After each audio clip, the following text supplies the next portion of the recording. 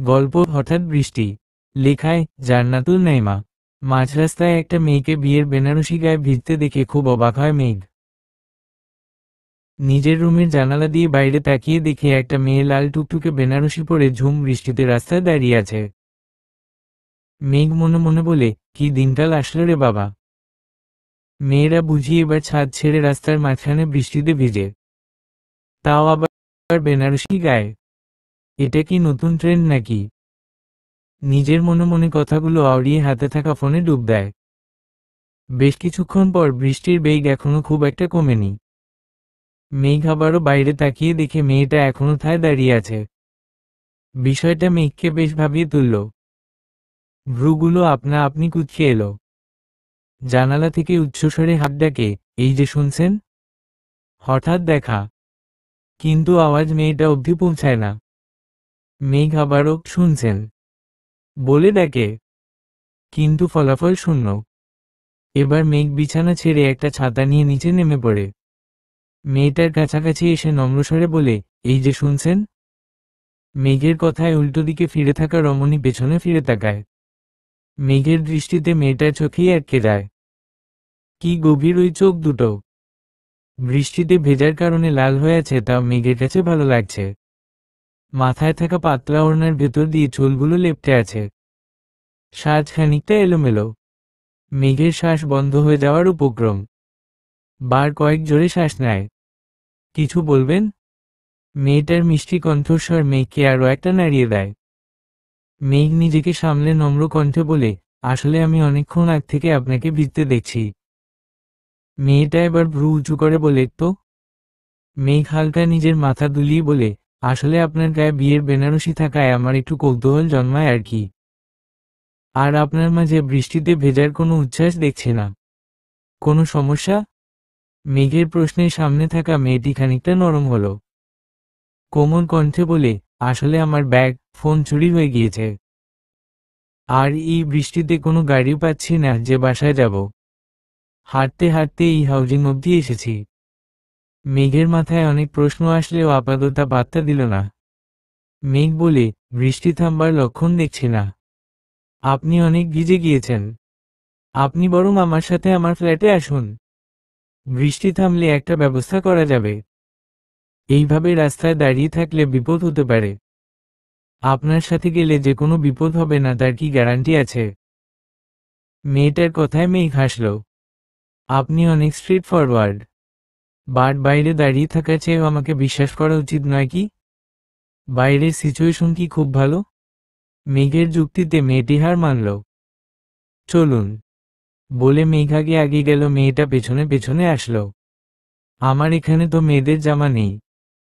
Change করবেন কিভাবে? তার চেয়ে বরং আপনি আমার একটা জামা পরে নিন। মেঘের কথায় মেয়েটি সায় জানালো, এটা ছাড়া আর রাস্তা নেই। এমনি তার বেশ শীত করছে। চেঞ্জ করে বেরিয়ে আসতে মেঘ 2 কাপ কফি নিয়ে হাজির বলো। মেয়েটার দিকে 1 কাপ এগিয়ে দিয়ে নিজে আরেক কাপ নেয়। আপনার নামটা জানতে পারি? মেঘ কফির কাপে চুমুক দিতে দিতে বলে। নাবিদ জান্নাত সুব্রতা। মেয়েটা বলে। মেঘ সুব্রতা নামটা কয়েকবার আওড়ে মনে মনে বলে, সুব্রতা থেকে শুভ্র বেশ ভালো। আপনার নাম? সুব্রতার কথায় মেঘের ধ্যান ভাঙে। মিষ্টি হেসে বলে, আবরার আসিফ মেঘ। আপনি কি এখানে একাই থাকেন? হুম, আমি একাই। আমার পরিবার চট্টগ্রাম থাকে। আমি পড়ার সূত্রে এখানে আর কি। ও আচ্ছা, আপনার বাসায় কোথায়? আমার বাসায় গ্রামে। পড়ার জন্য ঢাকায় থাকা হয়। আচ্ছা, দুজনের মাঝে আর কোনো কথা হয় না। মেঘ সুব্রতাকে স্পেস দেওয়ার জন্য পাশের রুমে চলে যায়। মেঘের বাসাটা দুরুমের সাথে রান্নাঘর আর ওয়াশরুম। রাত হয়ে আসছে দেখে মেঘ রান্নাঘরে যায়। একজন বুয়া এসে রান্না করে দিয়ে যায়। কিন্তু সেটা তো একজনের। তাই মেঘ বাইরে থেকে খাবার আনিয়ে নেয়। রুমে গিয়ে দেখে সুব্রতা ঘুমিয়ে আছে। মেঘ আর ডিস্টার্ব করে না। আপনাকে বিরক্ত করার জন্য আই এম এক্সট্রিমলি সরি মেঘ। সুব্রতা খেতে খেতে বলে, ইটস ওকে।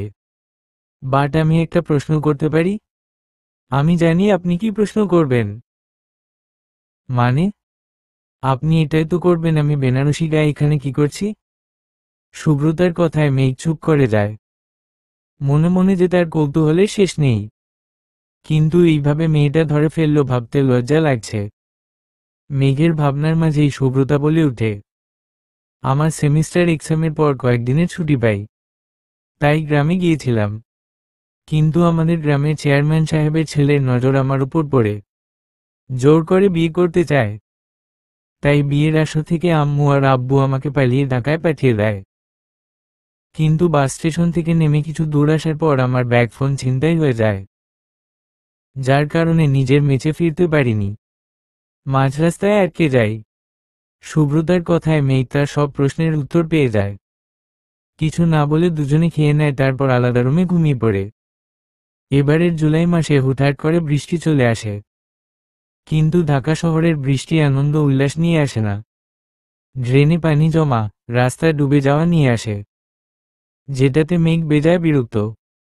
আজ প্রায় সপ্তাহ খানিক হলো সুব্রতা চলে গিয়েছে। ওই দিন সকালেই সুব্রতা মেঘের প্রতি কৃতজ্ঞতা জানিয়ে ফিরে যায়।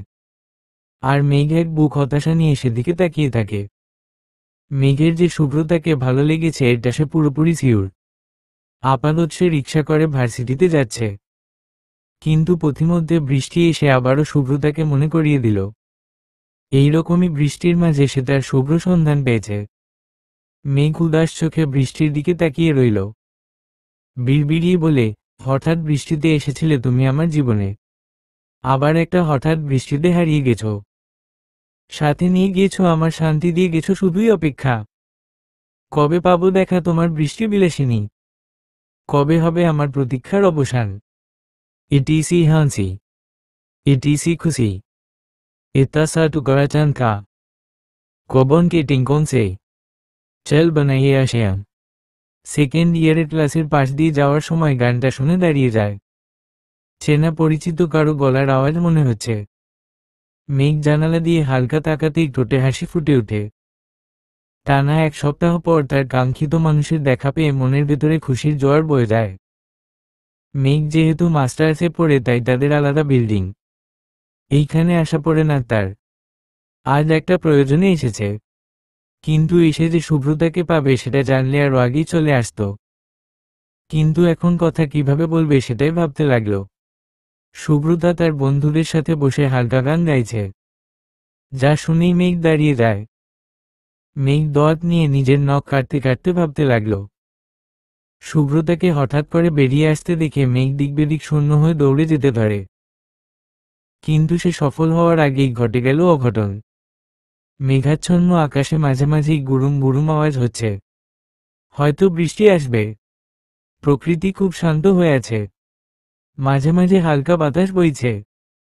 পরিবেশটা মোটামুটি খুবই সুন্দর, কিন্তু আপাতত কেউ এই মুগ্ধকর প্রকৃতিতে মনোনিবেশ করতে চাইছে না। কারণ তাদের সামনেই করিডোরের ফ্লোরে লুটোপুটি খাচ্ছে মেঘ নামক মানবটি। তাকে ঘিরেই সবাই দাঁড়িয়ে আছে। ভাবখানা এমন যেন সে অন্য গ্রহের প্রাণী। কারণ এত বড় একটা ছেলে হাঁটতে গিয়ে ফ্লোরে কিভাবে পড়ে সেটা কারো বোধগম্য হচ্ছে না। এই আপনি নিচে পড়লেন কি করে?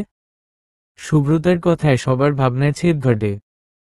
উৎসুক দৃষ্টিতে সবাই মেঘের দিকে উত্তরের আশায় তাকিয়ে আছে। দু একজন ঠোঁট চেপে হাসছে। কারণ সিনিয়র ভাইয়ের সামনে এইভাবে হাসা ঠিক হবে না। মেঘ নিজের কাজের জন্য বেজায় লজ্জিত। মুখ পুরো টকটকে লাল হয়ে গেছে। অন্য কারো সামনে মানা গেলেও তার বৃষ্টিকন্যার সামনে একদম মানা যাচ্ছে না। কিছুতেই না। মনের ভেতরে তীব্র প্রতিবাদের ধ্বনি বাজছে। কিন্তু কিছু করার নেই। যা কাণ্ড করার সে করেই ফেলেছে। মেঘ শুভ্রতাকে বেরিয়ে আসতে দেখেই তাড়াতাড়ি সরে যেতে নিলে খেয়াল না করেই পড়ে গেছে। কিন্তু কিভাবে সেটা এখনো তার কাছে স্পষ্ট নয়। খানিকটা রাগ লাগছে, ওরকম ব্যাককেলে কিভাবে হলো। শুভ্রতার সামনে শুরুতেই তার ইমেজের 12টা বেজে গেল। মনে মনে তার আফসোসের শেষ নেই। কি হলো, কথা বলছেন না যে? আজকে কি পুরোদিন ফ্লোরে সই কাটাবেন নাকি? শুভ্রতার রসিকতার কণ্ঠ শুনে মুহূর্তে মেঘের মুখ আধার হয়ে গেল। তার বৃষ্টিকন্যাও তাকে নিয়ে মজা করছে। এটা ঘোর অন্যায়। সে অনশনে যাবে। কিছুতেই মানা যাবে না। শাস্তিস্বরূপ তার বৃষ্টিকন্যাকে পুরো ৮ ঘন্টা তার কাছে বসিয়ে রাখবে। কিন্তু কিভাবে? ভাবতে ভাবতেই মেঘের মাথায় একটা দুষ্টু বুদ্ধি খেলে গেল। কাঁদো কাঁদো মুখ করে শুভ্রতার দিকে তাকিয়ে অসহায় কণ্ঠে বলে, আসলে আমি তাড়াহুড়ো করে হাঁটতে গিয়ে পড়ে গিয়েছি। তার চেয়েও বড় কথা, কোমরে ব্যথা পেয়েছি, দাঁড়াতে কষ্ট হচ্ছে। মেঘের কথায় শুভ্রতার মন খানিকটা নরম হলো। দুঃখ প্রকাশ করে বলে, আই এম সরি মেঘ, আমার আগেই ভাবা উচিত ছিল। কেউ এমনি এমনি ফ্লোরে পড়ে থাকে না। দাঁড়ান, আমরা হেল্প করছি। শুভ্রতার কথায় মেঘ খুশি হয়ে গেল। একটা হাত শুভ্রতার দিকে এগিয়ে দিবে, কিন্তু তার আগেই শুভ্রতা বলে, হিমেল, নিশান ওনাকে একটু সাহায্য করে রেস্টরুমে নিয়ে যেত। শুভ্রতার কথায় মেঘের মুখটা চুপসে যাওয়া লুচির মতো হয়ে গেল। বিড়বিড়িয়ে বলে, ভাবলাম এক হলো আরেক, আমি তো কোনো ব্যথাই পাইনি। এখন এটা বললে তো শুভ্রতার সামনে খারাপ হয়ে যাব। আচ্ছা, আমাকে ধরে নিয়ে যাক, একটু আরামই না হয় উপভোগ করি, কিন্তু বৃষ্টিকন্যাকে যখন একবার পেয়েছি আর হারাচ্ছি না। মেঘের ভাবনার মাঝে হিমেল, নিশান এসে মেঘকে নিয়ে গেল। যাওয়ার আগে মেঘ শুভ্রতার দিকে এক পলক তাকালো। মেয়েটার মুখে খানিকটা দুশ্চিন্তা দেখে মেঘের মন ভালো হয়ে গেল। এটাই তো চায় সে। কিরে মেঘ, তোর এই অবস্থা কেন? জুনিয়রের সামনে এইভাবে মান ধুইয়ে এলি? Shame on you. রেস্টরুমে শুয়েছিল মেঘ। তখনই তার পুরো ফ্রেন্ড সার্কেল রুমে ঢুকল। সেখান থেকে তার বেস্ট ফ্রেন্ড আভিয়ান কথাটা বলে, কিচ্ছু করার নেই, ইমেজ নষ্টের বদলে আমি আরো বড় কিছু পেয়েছি, আমার পড়ে যাওয়াটা সার্থক। মেঘের কথা ওরা ঠিক বুঝতে পারল না। আশিক বলল, কি বললি বুঝলাম না। কিছু না, পরে বলবো। মেঘেদের কথার মাঝেই শুভ্রতা, মাহি আর নিশান রুমে আসলো। মেঘ শুভ্রতাকে দেখে হালকা নড়েচড়ে বসল। শুভ্রতা এগিয়ে এসে বলে, আপনি ঠিক আছেন? এখন কেমন লাগছে? মেঘ মিষ্টি হেসে বলে, আই এম ফাইন নাও। আচ্ছা। শুভ্রতা আর কোনো কথা খুঁজে পেল না। মেঘের অনেক কথাই বলতে ইচ্ছে করছে, কিন্তু কিভাবে বলবে বুঝতে পারছে না। দুজনেই মনও রইল। শুভ্রতা কিছুক্ষণ তাকিয়ে থেকে, ভালো থাকবেন বলে চলে গেল। মেঘ শুভ্রতার যাওয়ার দিকে তাকিয়ে ফোঁস করে একটা শ্বাস ছাড়ল। আজ আকাশটা একেবারে পরিষ্কার, বৃষ্টির কোনো সম্ভাবনা নেই। আকাশের এমন বেজায় ভালো, কিন্তু আকাশের নিচে বাস করা মেঘের মনে একদম ভালো নেই। কারণ আজ পুরো ক্যাম্পাসে চক্কর দিয়েও সে তার বৃষ্টিকন্যার দেখা পায়নি। দোষটা অবশ্য তারই। সে আজ খুব দেরি করে ফেলেছে। ইম্পর্টেন্ট একটা ক্লাস ছিল যেটা বাঙ্ক করতে পারেনি। তাই সে বন্ধুদের সাথে আড্ডা বাদ দিয়ে রাস্তার ধার দিয়ে হাঁটা শুরু করল। ভার্সিটির পূর্ব পাশ দিয়ে একটা রাস্তা যায় যেটা বেশ নীরব, কোলাহল নেই। মেঘ নিজের আপন মনেই সেদিকে অগ্রসর হয়। বেশ কিছু দূর যেতে কাউকে রাস্তার পাশে ঝুঁকে থাকতে দেখে এগিয়ে যায়। দূর থেকে মেয়ের মতোই লাগছে, এই টাইমে রাস্তায় কেউ নেই। একটা মেয়েকে দেখে অবাক হয়। কিছু দূর গিয়ে মেয়েটার সন্নিকটে দাঁড়াতে বুঝতে পারল তার কাঙ্ক্ষিত মানুষ, তার বৃষ্টিকন্যা। মুহূর্তে খুশিতে চোখ চকচক করে উঠল। নিজের পাশে কারো অস্তিত্ব টের পেতে মাথা তুলে তাকায় শুভ্রতা। কিন্তু মেঘকে দেখে খানিকটা ভড়কে গেল। তাও বাইরে থেকে নিজেকে স্বাভাবিক রেখে জিজ্ঞাসা করে, আপনি এখানে? ওই এমনি হাঁটতে হাঁটতে। অবাক হননি আমাকে দেখে? মেঘ পকেটে হাত গুজে বলে, এটা একটা পাবলিক প্লেস, যে কেউ যখন তখন আসতে পারে, অবাকের কিছু নেই। শুভ্রতার প্রশ্নে মেঘ খানিক হাসে। অতঃপর শুভ্রতার হাতে মাটি লেগে থাকতে দেখে জিজ্ঞাসা করে, হাতে মাটি যে? শুভ্রতা নিজের হাতের দিকে তাকায়। তারপর হাত ঝাড়তে ঝাড়তে বলে, ওই একটা জারুল গাছ লাগিয়েছি। শুভ্রতার কথায় মেঘ রাস্তার পাশে তাকালো।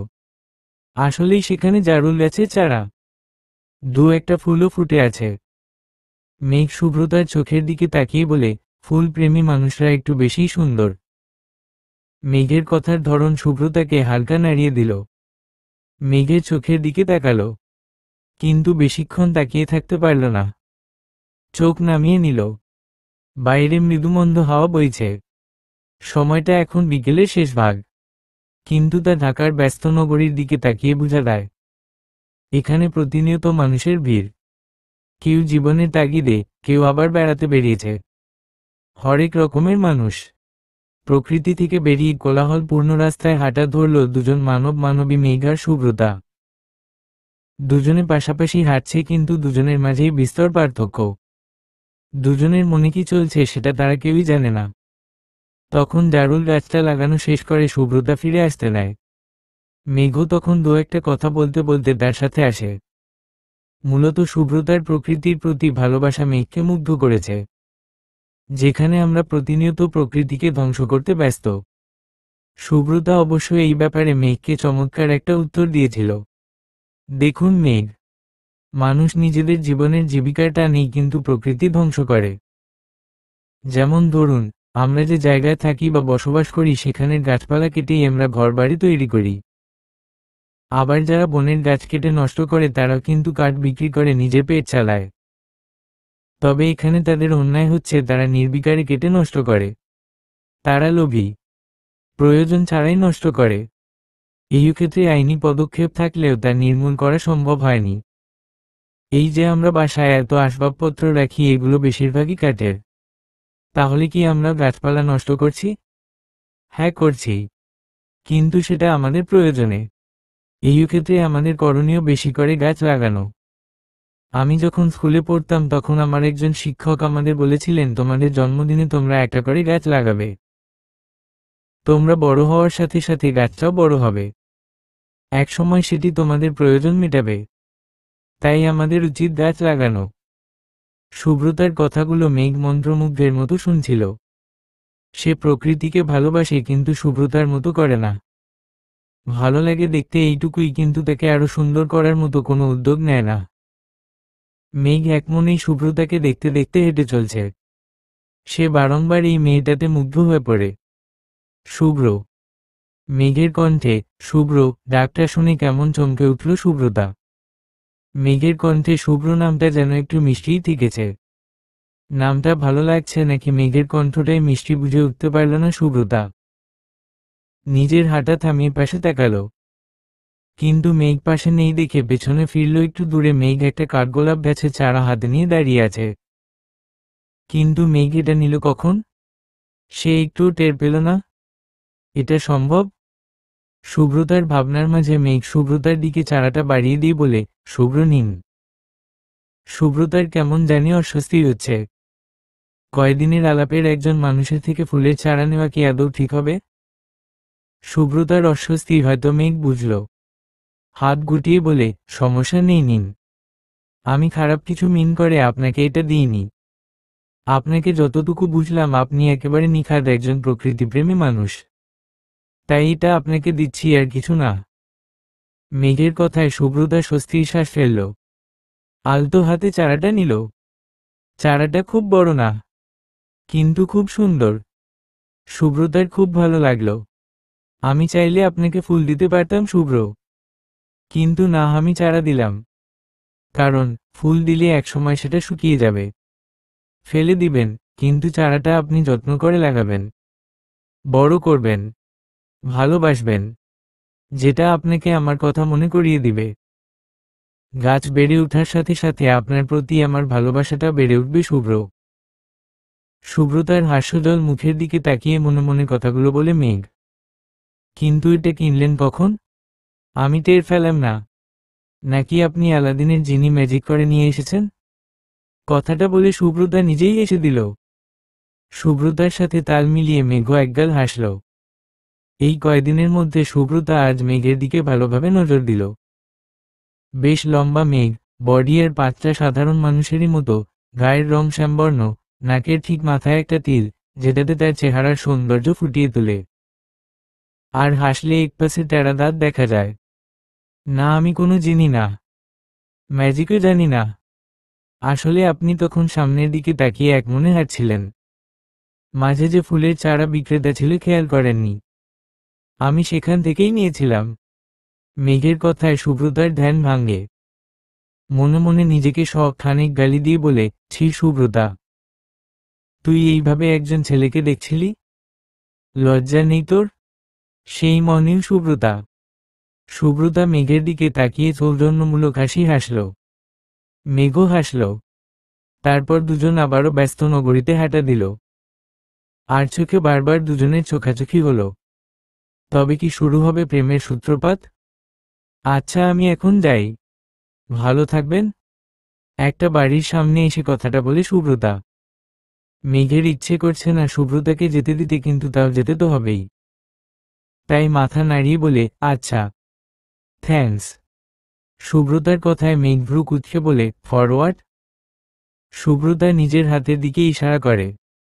মেঘ গাছের কথা বুঝে হাসে। তারপর বলে, মাই প্লেজার। বাই। বলে সুব্রতা ভেতরে প্রবেশ করে।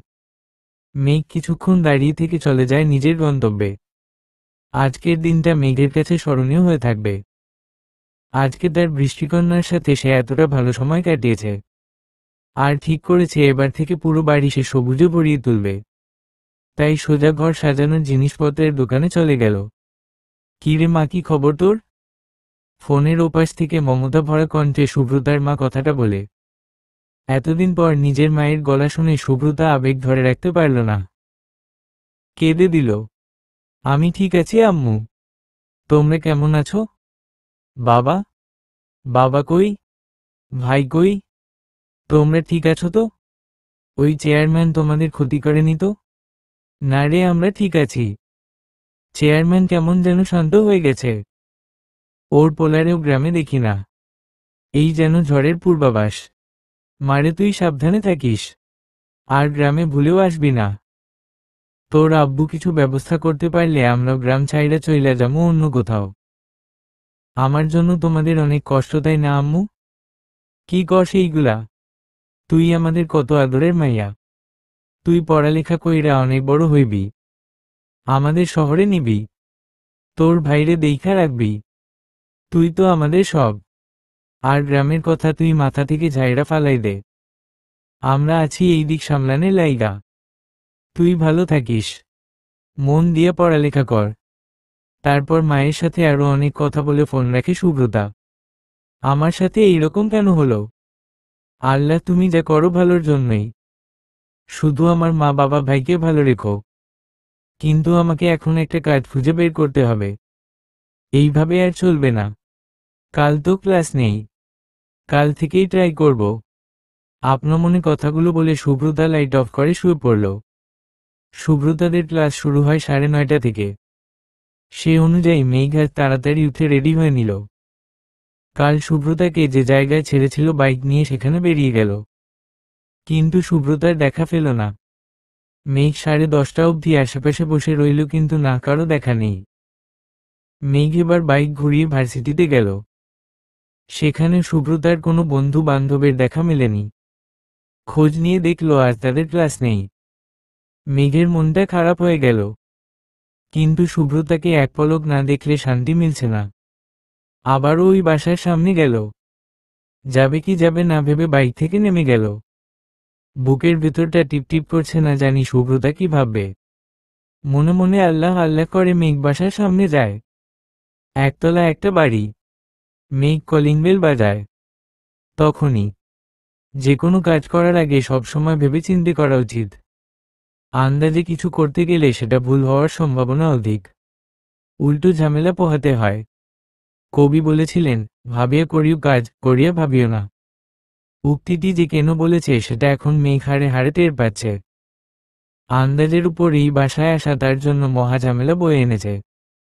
বর্তমানে সে একজন পুলিশ অফিসারের বাসার ড্রয়িং রুমে এক অবলা, ভোলা ভালা মুখ করে বসে আছে। যেন তার মতো সাধু পুরুষ হারিকেন দিয়ে খুঁজলেও পাওয়া যাবে না। কিন্তু সে যে কি মাইন্ডকার চিপায় পড়ছে সেটা একমাত্র সেই জানে। মেঘ একটু আগের কথাগুলো ভাবতে লাগল। আল্লাহ আল্লাহ করে বাসার কলিং বেল বাজালো মেঘ। মেঘ জানে সুব্রতা মেসে থাকে। কিন্তু সে মেসের ঠিকানা জানে না। সুব্রতা ওই দিন এই বাসায় এসেছিল বলে সে আন্দাজে এসেছে। সুব্রতা বলেছিল সে গ্রামে থাকে, হয়তো কোনো আত্মীয়র বাসা এটা। এখান থেকে তাদের পটিয়ে সুব্রতার ঠিকানা নিয়ে নিবে।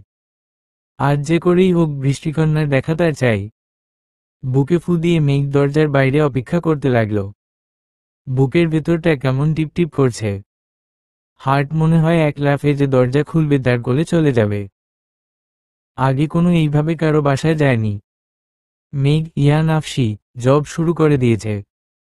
দরজা খুলে একটা পিচ্ছি মেয়ে বেরিয়ে এলো। পিচ্ছি মেয়েটা খুব মিষ্টি। মেঘের ইচ্ছে করছে গাল দুটো টেনে দিতে, কিন্তু না, এখনো পরিস্থিতি স্বাভাবিক হয়নি। হলে যাওয়ার আগে হলেও সে গাল টেনে দিয়ে যাবে। মনে মনে প্রতিজ্ঞা করে দাঁত কেলিয়ে হাসল। কাকে চাই? মেয়েটা কোমরে হাত দিয়ে বলে। মেঘ মিষ্টি হেসে বলে, সুব্রতা আছে। মেঘের কথা মেয়েটা কি বুঝল কে জানে। দরজা থেকে ছুটে ভেতরের রুমে চলে গেল। মেঘ আহাম্মকের মতো মেয়েটার যাওয়ার দিকে তাকিয়ে রইল। কি রে বাবা, আমি কি ভিনগ্রহের এলিয়েন নাকি? আমার কণ্ঠ কি কুম্ভকর্ণর নাক ডাকার থেকেও ভয়ঙ্কর? মেয়েটা এমন পালিয়ে গেল কেন? এখন আমি কি করি? ভেতরে যাব? না দাঁড়াবো? ধুর বাবা, ভালো লাগে না। মেঘের বিড়বিড়ানির মাঝে একজন পুরুষ ও একজন মহিলা বেরিয়ে এলো। মেঘ তাদের দেখে বিনয়ী হয়ে সালাম দিল। মহিলাটি সালাম নিলেন, কিন্তু ভদ্রলোকের মনোভাব বোঝা গেল না। কেমন গম্ভীর মুখে দাঁড়িয়ে আছে।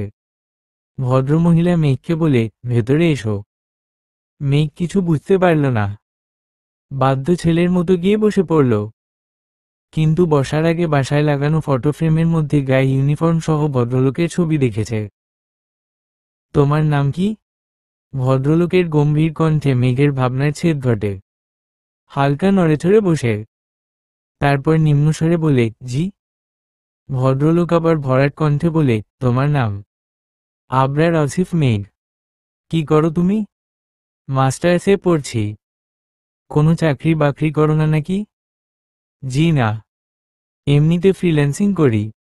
আচ্ছা। ওদের কথার মাঝে মহিলা এসে চা বিস্কিট দিয়ে নিজেও বসে পড়ল। সুব্রতার সাথে তোমার কিভাবে পরিচয়? ভদ্রলোকের প্রশ্নে মেঘ উনার দিকে তাকিয়ে বলে, হঠাৎ বৃষ্টিতে। আচ্ছা, তোমার মা বাবাকে আমার সাথে কথা বলতে বলো। ভদ্রলোকের এই কথাটা মেঘ বুঝতে পারল না। মেঘ জিজ্ঞাসা করল, কেন? ভদ্রলোক কিছু বলার আগে মহিলা বলে উঠে, কেন মানে? বিয়ের কথার জন্য। তোমাকে আমাদের পছন্দ হয়েছে। সুব্রতা যখন তোমার কথা বলেছিল তখন ওর বাবা শুধু শুধু রাগ করেছিল। এখন তো দেখি ছেলে মাশাআল্লাহ। এখন না হয় কাবিন করিয়ে রাখবো। তোমার জব হলে বিয়ের অনুষ্ঠান হবে। মহিলার কথা শুনে মেঘ অবাকের শীর্ষে পৌঁছে গেল। সে এখনো প্রেমেই যায়নি। ওনারা বিয়ে বলছেন। তার চেয়েও বড় কথা, সে তো সুব্রতাকে কিছু বলেইনি। ওনারা কি বলে এসব? মেঘ নিজেকে ধাতস্থ করে বলে, আপনারা কি বলছেন আমি ঠিক বুঝতে পারছি না। মেঘের কথায় ভদ্রলোক হঠাৎ রেগে বলে, দেখলে তো, এই জন্য আমি এইসব প্রেম ভালোবাসা পছন্দ করি না। মেলামেশার সময় সব ঠিক ছিল, যেই না বাবা মাকে বলে বিয়ের জন্য বলেছি তখনই আমি কিছুই বুঝতে পারছি না। আহা, তুমি উত্তেজিত হচ্ছ কেন? শান্ত হও। ভদ্রমহিলা ওনাকে শান্ত করার জন্য বলছেন। ড্রয়িং রুমের কোলাহলের শব্দে ভেতর থেকে পিচ্ছি মেয়েটা এবং আরেকটি মেয়ে বেরিয়ে এলো। তোমরা এইরকম চেঁচামেচি করছো কেন? বড় মেয়েটা বলে। মেয়েটির কথায় ভদ্রলোক মেয়ের দিকে তাকিয়ে বলে, তোমার ভালোবাসার মানুষ তোমাকে বিয়ে করবে সেটার মানে উনি বুঝতে পারছেন না? এই ভালোবাসা নিয়ে তুমি আমার সাথে গলাবাজি করো?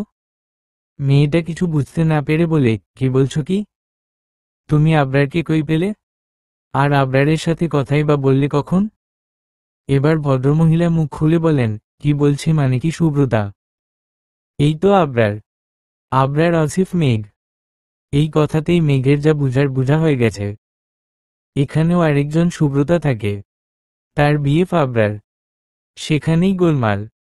হায়রে কপাল। মেঘের এখন নিজের মাথা নিজে বাড়ি মারতে ইচ্ছে করছে। আম্মু আবরার আসিফ মেঘ না, আবরার শাহরিয়ার। সুব্রতার কথায় ওনারা চমকে উঠলেন। ভদ্রলোক ভুল জায়গায় ইন্টারগেট করে লজ্জিত হলেন। তুমি যে বলেছিলে সুব্রতা? আসলে আঙ্কেল, কাল বিকেলে যে সুব্রতা আপনার বাসায় এসেছিল সেই সুব্রতা। মেঘের কথায় পিচ্ছিটা লাফিয়ে উঠে বলে, ও তুমি মিসের কাছে এসেছ? শুভা মিস? মেঘ বুঝল সুব্রতা এখানে টিউশনি করায়। মাথায় দুলিয়ে বলে, হ্যাঁ, সুব্রতা মিস। মেঘের কথায় সবার মাথায় হাত। এরপর সব ভুল বুঝাবুঝি মিটিয়ে মেঘ বেরিয়ে এলো। ঠিকানা তো ফেলো না, উল্টো লম্বা এক ঝামেলায় পড়ে গেল। বেরিয়ে এসে নিজের বাইকে এক লাথি দিল, কিন্তু বাইক নড়ল না, নিজেই পা ধরে লাফাতে লাগলো। মনে মনে প্রতিজ্ঞা করলো আর কারো বাসায় এরকম যাবে না। তবে সবকিছুর মাঝে পিচ্ছির গাল টানতে পেরে আলাদা শান্তি লাগছে। ভিক্টোরিয়া পার্ক সবসময় মানুষে ভরপুর থাকে। এখানে শিশু থেকে বৃদ্ধ প্রায় সবার দেখা পাওয়া যায়। বাদাম আইসক্রিম বিক্রেতার হাট বলে। আর একটু দূরে ভার্সিটি হওয়ায় ছাত্রছাত্রীদের কোলাহলে আরো মুখরিত হয় রাস্তা। সেই রাস্তারই কোন দেশে হেঁটে যাচ্ছে সুব্রতা। মোটামুটি 3টে জায়গায় যোগাযোগ করেছে সে। এর মাঝে এক জায়গায় লোকের প্রয়োজন নেই, সেটি বাদ। বাকি 2 জায়গা থেকে জানাবে বলেছে। একটা হলো রেস্টুরেন্ট আর একটা এনজিও। বাকিটা আল্লাহর ইচ্ছে। এসব ভাবতে ভাবতে মেসে ফিরে যাওয়ার সিদ্ধান্ত নিল সুব্রতা। আজ তার টিউশনি আছে, কিন্তু যেতে একদম ইচ্ছে করছে না। সিদ্ধান্ত নিল আর পড়াবে না, শুক্রবারে পড়িয়ে দিবে। দুপুর হয়ে এসেছে। সুব্রতা পা চালিয়ে মেসে ফিরে গেল। নদীর এই পার কহে ছাড়িয়া নিঃশ্বাস, ওই পাড়েতে সকল সুখ আমার বিশ্বাস। হঠাৎ লাইন দুটো শুনে চমকে উঠে সুব্রতা। পেছনে ফিরে মেঘকে নিজের কাছাকাছি আবিষ্কার করে চমকে উঠে। কিন্তু এখানে এলো কখন মেঘ? সন্ধ্যায় বাসায় 2000 টাকা পাঠানোর জন্য বিকাশের দোকানে গিয়েছিল সুব্রতা। মাসে টিউশনি করে যা পায় তা দিয়ে নিজে চলে যায়। কিন্তু মাঝে মাঝে 2-3 মাস এক করলে কিছু টাকা হলে তা বাসায় পাঠায়। এই টাকা দিয়ে কিছু হয় না জেনে নিজের শান্তির জন্য পাঠায়। টাকা পাঠিয়ে হাঁটতে হাঁটতে ব্রিজের কাছে এসে দাঁড়ায় সে। উল্টো দিকে তাকিয়ে রয়। ল্যাম্পপোস্টের গাড়ির আলোতে জায়গাটা হালকা আলোকিত। কখন এলেন? আর আপনি এখানেই বা কেন? সুব্রতার প্রশ্নের মেঘ মুচকি হেসে বলে, কোনোটার উত্তর আগে দিব? দুটোই। আপনি যখন গভীর ভাবনায় মত্ত তখন আমি এসেছিলাম। আর খেয়াল করে দেখুন, এখান থেকে একটু গেলেই আমাদের হাউজিং। মেঘের কথায় সুব্রতার চারদিকে তাকালো। আসলেই তো। রাতের অন্ধকারে সে বুঝতেই পারেনি। নিজের বোকামতে সুব্রতা হালকা হাসল। আলতোভাবে নিজের মাথায় চাটি মেরে বলে, বুঝতেই পারিনি। It's okay. মন খারাপ? মেঘ সুব্রতার দিকে তাকিয়ে বলে। সুব্রতা আকাশের দিকে উদাস চোখে তাকিয়ে বলে, হ্যাঁ। আবার না। মেঘ বুঝতে না পেরে বলে, মানে? কিছু একটা তো হবেই। হেয়ালি করছেন কেন? সুব্রতা কিছু বলল না, হাসল শুধু। বলতে না চাইলে সমস্যা নেই, কিন্তু মন ভালো করার দায়িত্বটা এখন না হয় দিন। মানে? কিছু তো একটা হবেই। আমার কথা আমাকে ফিরিয়ে দিচ্ছেন? বলতে পারেন। এখন চলুন। কোথায়? সুব্রতা কৌতূহল নিয়ে জিজ্ঞাসা করে। বিশ্বাস করেন তো? মেঘ কোমল কণ্ঠে বলে। সুব্রতা হালকা হেসে বলে, নইলে ঝড় বৃষ্টির রাতে এক আপনার ফ্ল্যাটে থাকতাম। মেঘ আলতো হেসে বলে, চলুন তবে। তারপর দুজনে বাইকে উঠে পাড়ি জমায় জানায়। ঢাকার শহর মানেই আলাদা সৌন্দর্য। দিনে যারা উপভোগ করতে পারে না তারা রাতে শহরে বের হয়। রাতের শহরের যে মাধুর্যতা তা দিনে পাওয়া যায় না। চারদিকে ল্যাম্পপোস্টের আবছা আলো। মাঝে মাঝে 2-একটা গাড়ি শাসা করে যাচ্ছে। হালকা বাতাসে আকাশে টিমটিম করে জ্বলা তারা, সবটা মিলিয়ে আলাদা প্রশান্তি। এর মাঝে হাইওয়ে ধরে বাইক নিয়ে ছুটছে মেঘ সুব্রতা। মেঘের ঠোঁটে প্রশান্তির হাসি। তার একান্ত ব্যক্তিগত মানুষটি, তার বৃষ্টিকন্যা যে তার সাথেই আছে। মেঘ আর চোখে বাইকের লুকিং গ্লাসের দিকে তাকালো। শুভ্র রঙের সুতোর কাজ করা একটা জামা গায়ে। অন্য সময় হিজাব থাকলেও এখন এমনি ওড়না মাথা দেওয়া। অগোছালো কিছু চুল ওড়না বেদ করে হাওয়ার তালে উঠছে। একটা হাত মেঘের কাঁধে। মেঘ মুগ্ধ দৃষ্টিতে তাকিয়ে আছে। এই মেঘ সাবধানে। হঠাৎ সুব্রতার গলার আওয়াজ শুনে চমকে উঠে মেঘ। সুব্রতার দিক থেকে দৃষ্টি সরিয়ে সামনের দিকে তাকায়। কিন্তু ব্রেক কষার আগেই সামনের অটোর সাথে ধাক্কা খায়। মেঘ ঘোগ। সুব্রতা হালকা চিৎকার করে উঠে। কিছুক্ষণ পর কোনো আওয়াজ না পেয়ে পিট করে চোখ খুলে সুব্রতা। সামনে মেঘ দাঁত কেলিয়ে তাকিয়ে আছে দেখে মেজাজ সপ্তম আকাশে উঠে গেল।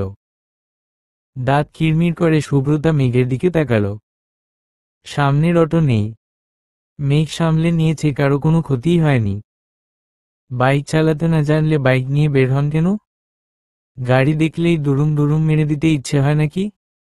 সুব্রতার রাগান্বিত কণ্ঠস্বর মেঘের কাছে ভালোবাসাময় ঠেকেছে।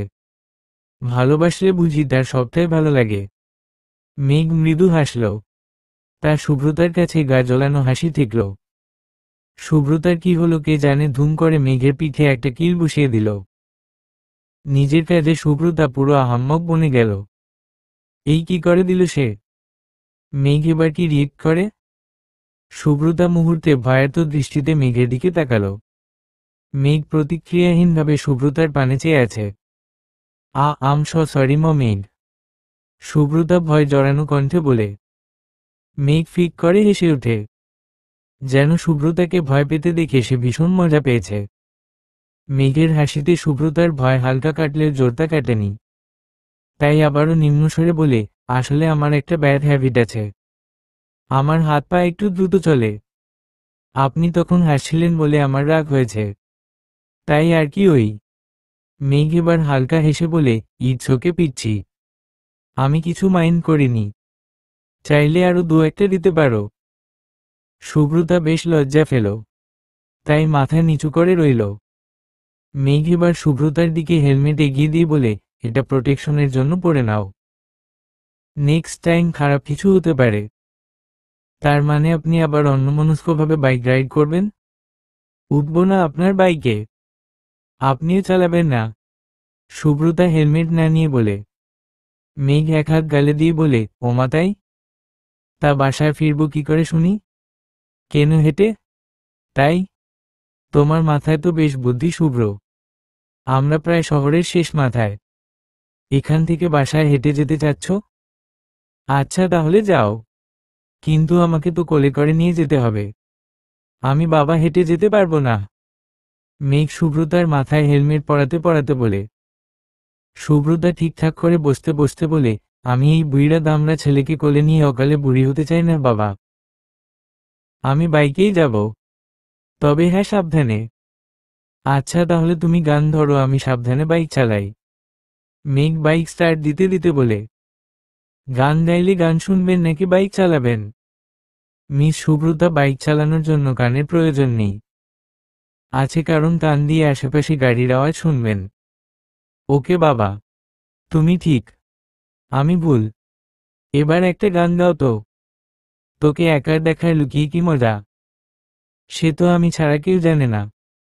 তোকে চাওয়ারা পাওয়ারা নয় রে সোজা, সে তো আমি ছাড়া কেউ জানে না। মেঘ বাইক এনে সুব্রতার মেসের সামনে থামালো। অ্যাটলাস্ট মেঘ সুব্রতার ঠিকানা পেয়েই গেল। সুব্রতা বাইক থেকে নেমে হেলমেট খুলে মেঘের হাতে দিল। মেঘ সেটা নিয়ে সুব্রতার দিকে তাকিয়ে বলে, শুভ্র। বলুন। মেঘ সুব্রতার চোখের দিকে তাকিয়ে বলে, তুমি আমার সাথে এতক্ষণ ছিলে, আমার সাথে মেলামেশা করো। তুমি আমাকে কতটুকু চিনো? আর এত ফ্রি বা হচ্ছ কেন? মেঘের এইরকম কথার জন্য হয়তো সুব্রতা প্রস্তুত ছিল। মুচকি হেসে বলে, কিছু প্রশ্নের উত্তর সেই প্রশ্নেই লুকিয়ে থাকে, খুঁজে বের করে নিন। সুব্রতার উত্তরে মেঘ শুধু তার দিকে তাকিয়ে রইল। আসি, সাবধানে যাবেন। কথাটা বলে সুব্রতা ভেতরে ঢুকে গেল। মেঘ কি ভেবে হাসল, তারপর নিজের মনের সুখে বাসার দিকে রওনা হলো। আরে মা তুমি কখন এলে? নিজের মাকে বাসায় দেখে খানিক অবাক হয়ে প্রশ্ন করে মেঘ। মিসেস মাহমুদা নিজের চোখের চশমাটা আলতো হাতে ঠেলে বলেন, আমি তোমাকে অনেকবার কল দিয়েছি, তুমি ধরোনি। মায়ের কথায় মেঘ নিজের পকেট হাতে ফোন বের করল। ফোন সাইলেন্ট ছিল। আসলে সুব্রতাকে নিয়ে এত বেশি মগ্ন হয়ে গিয়েছে মেঘের খেয়াল ছিল না। এগিয়ে গিয়ে মাকে জড়িয়ে ধরে বলে, সরি মা, ফোন সাইলেন্ট ছিল। মেঘের মা ছেলেকে জড়িয়ে বলে, ঠিক আছে। মেঘ মাকে ছেড়ে বলে, কিন্তু তুমি হঠাৎ করে? তোর আনাফাইয়ের জন্য মেয়ে দেখতে যাব। তোর খালামণি কল দিয়ে বলল, মোটামুটি সব ফাইনাল, জাস্ট আমরা দেখব। আর আমাদের সাথে তুইও যাবি। কাল বিকেলে রেডি হয়ে থাকিস। কিন্তু মা আমি কেন? মেঘ, আমি কোনো কথা শুনতে চাই না। যাবে মানে যাবে। মেঘ আর কিছু বলতে পারল না। সে কাল সুব্রতার জন্য একটা সারপ্রাইজ ভেবেছিল, কিন্তু সেটা আর সম্ভব নয়। মার কথা ফেলতে পারবে না। মেঘ মন খারাপ করে রুমে চলে গেল। নতুন একটা সকাল নতুন করে বার্তা নিয়ে আসে, কখনো সুখের কখনো দুঃখের। হাসি কান্না নিয়েই আমাদের জীবন। সকাল সকাল সুব্রতা ঘুম থেকে উঠে নাস্তা খেয়ে রেডি হয়ে নিল। আজ সকাল থেকেই মনটা ফুরফুরে লাগছে। হঠাৎ করেই মন ভালো লাগছে। কারণটা অবশ্য জানা নেই, হয়তো জানাই আছে বুঝতে পারছে না। কিরে, আজকে তোকে একটু বেশিই খুশি লাগছে। ঘটনা কি? সুব্রতার রুমমেট তানিয়া বলে। তানিয়া সুব্রতার সিনিয়র, একটা বেসরকারি কোম্পানিতে জব করে। সুব্রতার সাথে মোটামুটি ভালোই সাক্ষাৎ। না আপু, তেমন কিছু না। সুব্রতা হালকা হেসে বলে। ইসস, বলবি না সেটা বল। আচ্ছা যাই হোক, শোন, আজ আমার আসতে দেরি হবে। মিটিং আছে, আমি যাচ্ছি। তুই দরজায় তালা দিয়ে যাস। তানিয়া ব্যাগ নিয়ে বেরিয়ে যেতে যেতে বলে। আচ্ছা, সাবধানে যেও, সুব্রতা জোরে বলে। তানিয়া হাত নাড়িয়ে বিদায় জানিয়ে চলে যায়। সুব্রতাও ভার্সিটির জন্য রেডি হয়ে নেয়। বাইরে যাওয়ার জন্য পা বাড়াতেই চোখ যায় টবে লাগানো কাঠগোলাপ গাছটার দিকে। গাছটা আপাতত টবেই লাগিয়েছে, পরে খোলা জায়গা পেলে সেখানে লাগিয়ে দেবে। সুব্রতা আলতোভাবে গাছে হাত বুলায়, তারপর তালা মেরে বাইরে চলে যায়। সুব্রতার বাসাটা ভার্সিটি থেকে দূরেই বটে। রিকশায় যাওয়া লাগে, মাঝে মাঝে হেঁটেও যায়। আজকে তার মন ভালো, তাই হেঁটে যাওয়ারই সিদ্ধান্ত নিল। সুব্রতা পা চালিয়ে কিছু দূর আসার পরই একটা বাইক তার গা ঘেঁষে গেল। সুব্রতা বেশ ভয় পেয়ে গেল। বুকে হাত দিয়ে জোরে শ্বাস নিল। নিজেকে ধাতস্থ করে পেছনে ফিরে রাগী গলায় বলে, আসুন, কোলে উঠিয়ে দেন বাইকটা। যত সব বাইক চালাতে না জানলে রাস্তায় উঠবেন না। বাইক ছেড়ে সাইকেল চালান, তাও জনজীবন রক্ষা পাবে। বাইকটা একটা সামনে গিয়ে থামল। সুব্রতা এখনো খাইয়ালামো মুখ নিয়ে সেদিকে তাকিয়ে আছে। বাইকে থাকা মানুষটি মাথা থেকে হেলমেট খুলে ঘাড় ঘুরিয়ে দেখালো। বাইকে মেঘকে দেখে সুব্রতার রাগ তরতর করে বেড়ে গেল। ধূপধাপ পা ফেলে মেঘের সামনে গেল। রাগে গজগজ করে আঙ্গুল তাক করে বলে, আপনি আপনি আবার এইরকম বাইক চালাচ্ছেন? আপনার বাইকটাকে আমি ভেঙেই গুড়িয়ে দিব। বাইক চালান না প্লেন চালান, পারলে তো মানুষের গায়ে উঠিয়ে দেন। এই আপনাকে গাড়ির লাইসেন্স কে দিয়েছে বলুন তো? আদৌ গাড়ির লাইসেন্স আছে তো? আপনাকে ট্রাফিক পুলিশ ধরে না কেন? কি হলো, মুখে কি করলা দিয়ে বসে আছেন নাকি? কথা বলছেন না কেন? মেঘ নিজের গালে হাত দিয়ে বাইকে ভর দিয়ে বসে আছে। সুব্রতার কথা শেষ হলে মেঘ বাইকে থাকা পানির বোতল এগিয়ে দেয়। সুব্রতা এক নিঃশ্বাসে কথা বলে কিছুটা হাঁপাচ্ছে। মেঘ পানির বোতল এগিয়ে দিলে সুব্রতা ভ্রু কুঁচকে তাকায়।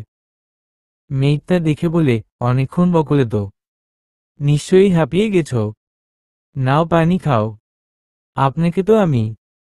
সুব্রতা আবার তেড়ে এগিয়ে যেতে নিলে মেঘ মাঝখানে পানির বোতল দিয়ে ইশারায় খেতে বলে। সুব্রতা রেগে পানির বোতল নিয়ে ঢক ঢক করে হাঁফ খেয়ে নেয়। মেঘ তা দেখে হাসে। সুব্রতা পানি খেয়ে একটু ঠান্ডা হলে মেঘ বলে, এবার ঠিক আছো? সুব্রতা মাথা নাড়িয়ে বুঝালো ঠিক আছে। মেঘ তা দেখে বলে, চল, বাইকে উঠো, ভার্সিটি পৌঁছে দেই। সুব্রতা তা শুনে ছিটকে সরে গিয়ে বলে, না, আমি আপনার ওই প্লেনে উঠব না। অকালে নিজের জীবন দিতে পারবো না। মেঘ তা শুনে উচ্চস্বরে হাসে। আসলে মেঘ ঠিকভাবেই চালায়, শুধু সুব্রতা থাকলে এইরকম করে। একটু আগেও সুব্রতাকে দেখে এইরকম করেছিল। সুব্রতা বকা শুনতে তার বেশ ভালো লাগে। আচ্ছা, আমি ঠিকভাবেই চালাবো, তুমি আসো। কথাটা বলে মেঘ সুব্রতাকে হেলমেট এগিয়ে দিল। তারপর দুজন মিলে রওনা হয়। শুভ্র, তোমাকে একটা কথা বলার ছিল, মেঘ বাইক চালাতে চালাতে বলে। বলুন। ভার্সিটি শেষে তুমি একাই চলে যেও, আমি আসতে পারবো না। খালাতো ভাইয়ের মেয়ে দেখতে যাব। তো আমাকে বলছেন কেন?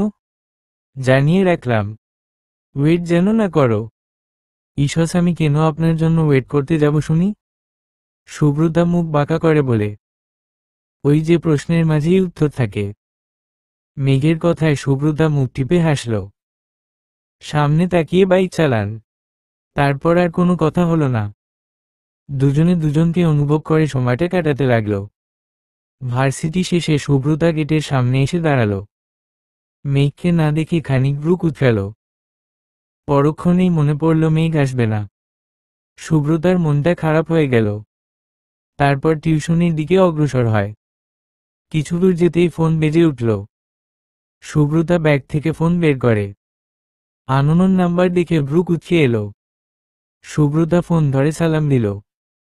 ওপাশের কথা শুনে সুব্রতার মুখে হাসি ফুটে উঠল। বিনয়ী হয়ে ধন্যবাদ জানিয়ে কল কাটল। তারপর মায়ের নাম্বারে ডায়াল করল। হ্যালো মা।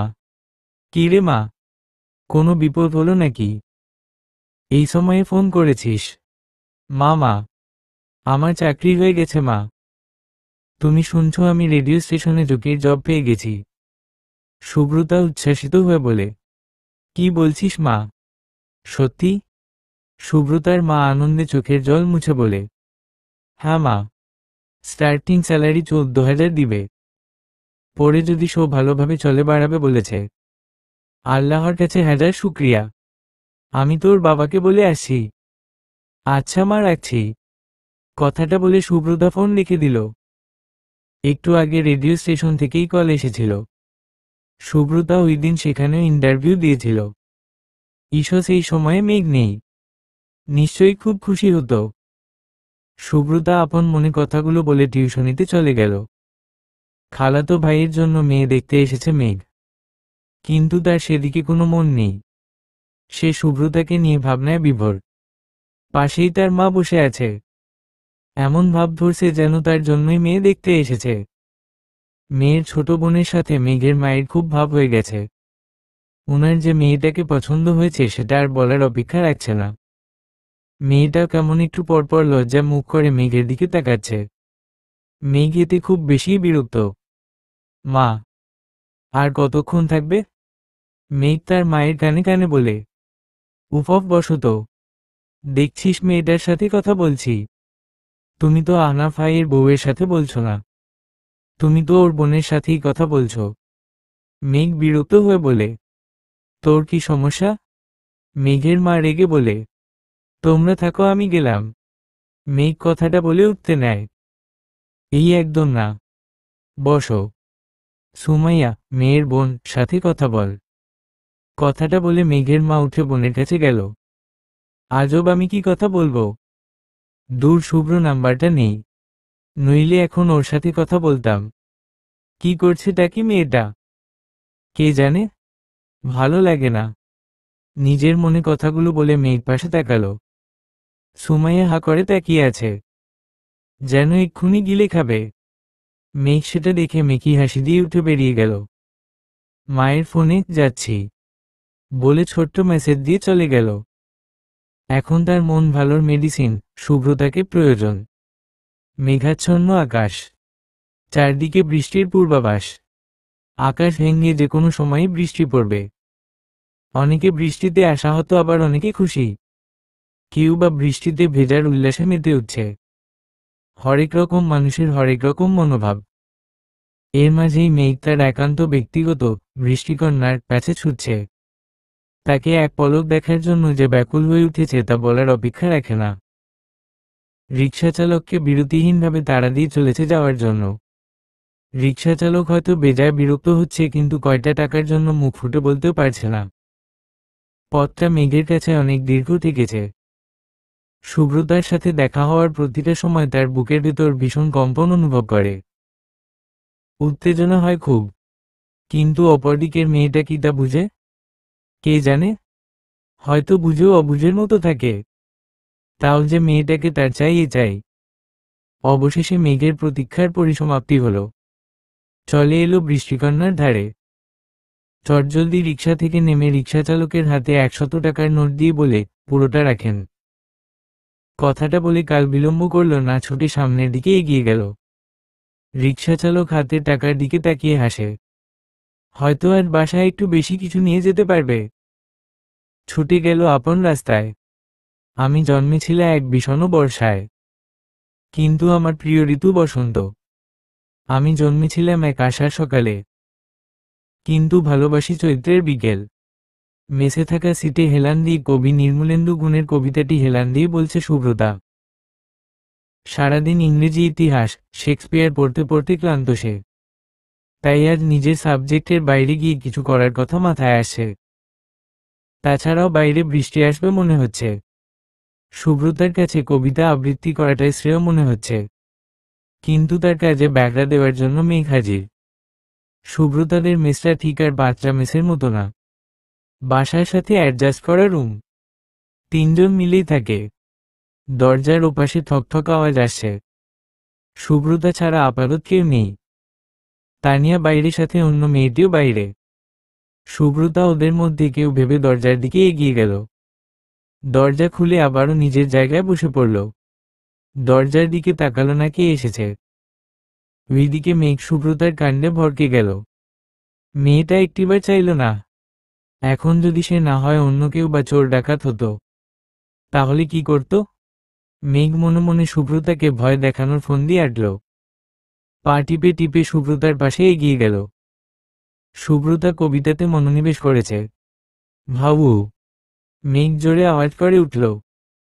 সুব্রতা ভয় হাত থেকে বইটা ছিটকে পড়ে গেল। পেছনে ফিরে তাকিয়ে দেখে মেঘ দাঁড়িয়ে আছে। ভয় কেটে মুখে অবাক স্থান নিল। মেঘ মুচকি হেসে দাঁড়িয়ে আছে। আমি নিশ্চয়ই আবার হ্যালুসিনেশন করছি। মাথা আমার গেছে। উঠতে বসতে ওই তার কাটা বদলোককেই দেখি। সুব্রতার কথায় মেঘের ভ্রু কুঁচকে এলো। এই মেয়ে তাকে কল্পনা করছে, অথচ সে সশরীরে দাঁড়িয়ে আছে। মেঘ সুব্রতার হাতে জোরে একটা চিমটি কেটে বলে, এই যে মিস, আমি কল্পনায় না বাস্তবে আপনার সামনে। আর আমি বদলোক? তার চেয়েও বড় কথা, তুমি আমায় কল্পনা করো। কেন? সামথিং স্পেশাল হুম? মেঘ দাঁত কেলিয়ে হাসল। সুব্রতা তা দেখে ভ্যাংচি কেটে বলে, নাথিং স্পেশাল। হু। আর আপনি এইরকম দাঁত কেলিয়ে কি প্রমাণ করতে চান? আপনি দাঁত ব্রাশ করেন, আমরা করি না। সুব্রতার কথায় মেঘের মুখ আপনা আপনি বন্ধ হয়ে গেল। এই মেয়েটা সবসময় মুখের উপর কথা বলে দেয়, যার জন্য মেঘের প্রেস্টিজ পাংচার হয়ে যায়।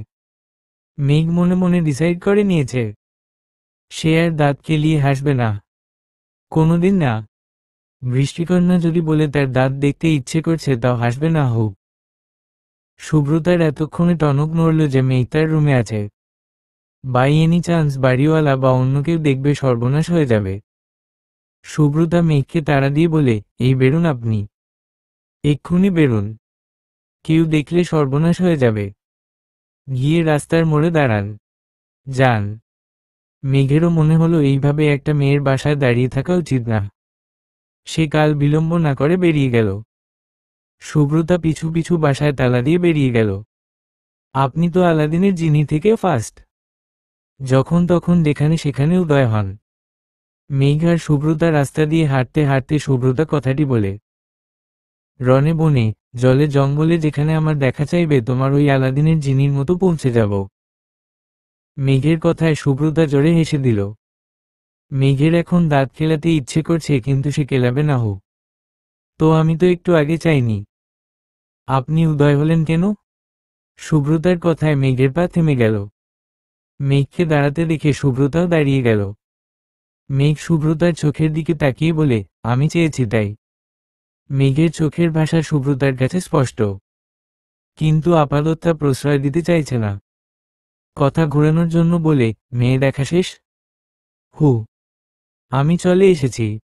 ওরা এখনো ওদের বাসায়। দুজনে আবার হাঁটতে শুরু করে। ও আচ্ছা, বাসায় কে কে আছে আপনার?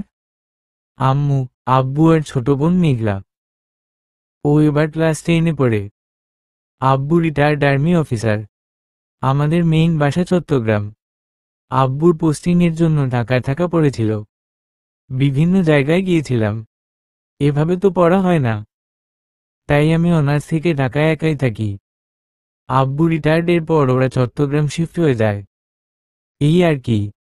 সুব্রতা এতক্ষণ মন দিয়ে মেঘের কথা শুনছিল। তারপর বলে, মিস করেন না ওদের? হুম করি তো। জানেন আমিও আমার বাবা মা ভাইকে অনেক মিস করি, কিন্তু আমি চাইলে ওদের দেখতে যেতে পারি না, পারবো না। সুব্রতা খানিকটা আবেগী হয়ে কথাটা বলে, তোমরা ওই চেয়ারম্যানের বিরুদ্ধে কোনো স্টেপ নাও না কেন? আসলে গ্রামের কেউ চেয়ারম্যানের সাথে ঝামেলায় জড়াতে রাজি না, ওদের অনেক ক্ষমতা।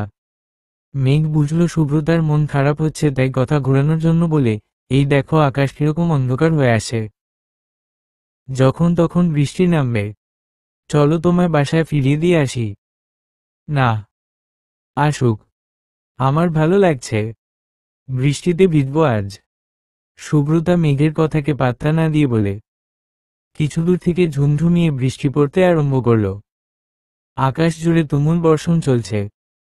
মেঘের বৃষ্টিকন্যার বৃষ্টিতে ভেজার আবদার হয়তো আকাশ মেনে নিয়েছে, নিজের সর্বস্ব ঢেলে দিচ্ছে।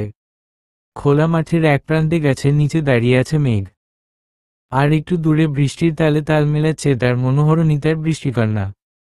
মেঘ কি করে তার আবদার পেলে? বৃষ্টিতে ভিজলে তার সমস্যা হয় জেনেও সে আজ বৃষ্টিতে ভিজবে, প্রচুর ভিজবে। শুভ্র, অনেক ভিজেছ, ঠান্ডা লাগবে চলো, মেঘ খানিকটা চিল্লিয়ে বলে।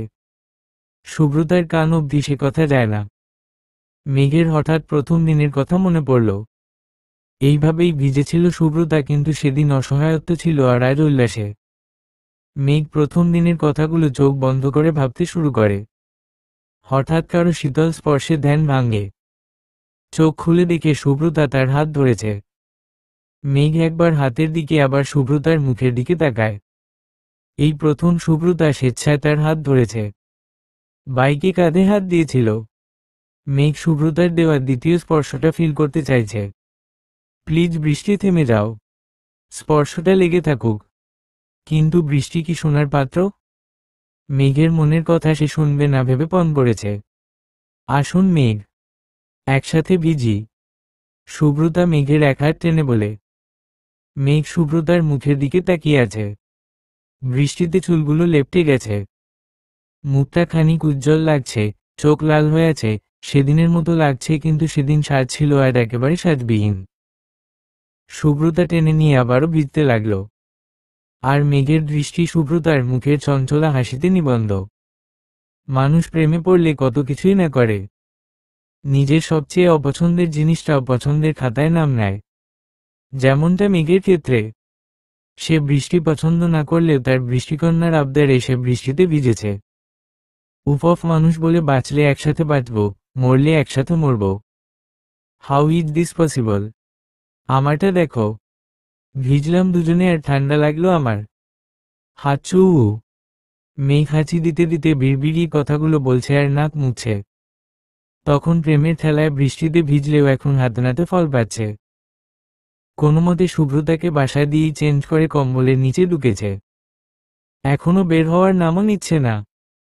একটু পরে হাঁচি দিচ্ছে আর বিড়বিড় করছে। এতে বেজায় বিরক্ত মেঘের মা। এই ছেলে নির্ঘাত পাগল হয়ে গেছে। তখন ধুম করে সুমাইয়াদের বাসা থেকে চলে এসেছে। মেয়েটি কি ভাবল কে জানে? কোনো আক্কেল নেই ছেলেটার। এলো তো এলো, বৃষ্টিতে ভিজে এলো। এখন ঠেলা সামলাও, আমি একদম ধরব না আজ। যা পারুক করুক। চুলায় চায়ের পানি বসিয়ে নিজে নিজে বলছে মেঘের মা। ওনার সুমাইয়াকে নিজের পুত্রবধূ হিসেবে খুব পছন্দ হয়েছে। একরকম হিংসা ওদের পরিবারকে দিয়ে এসেছে।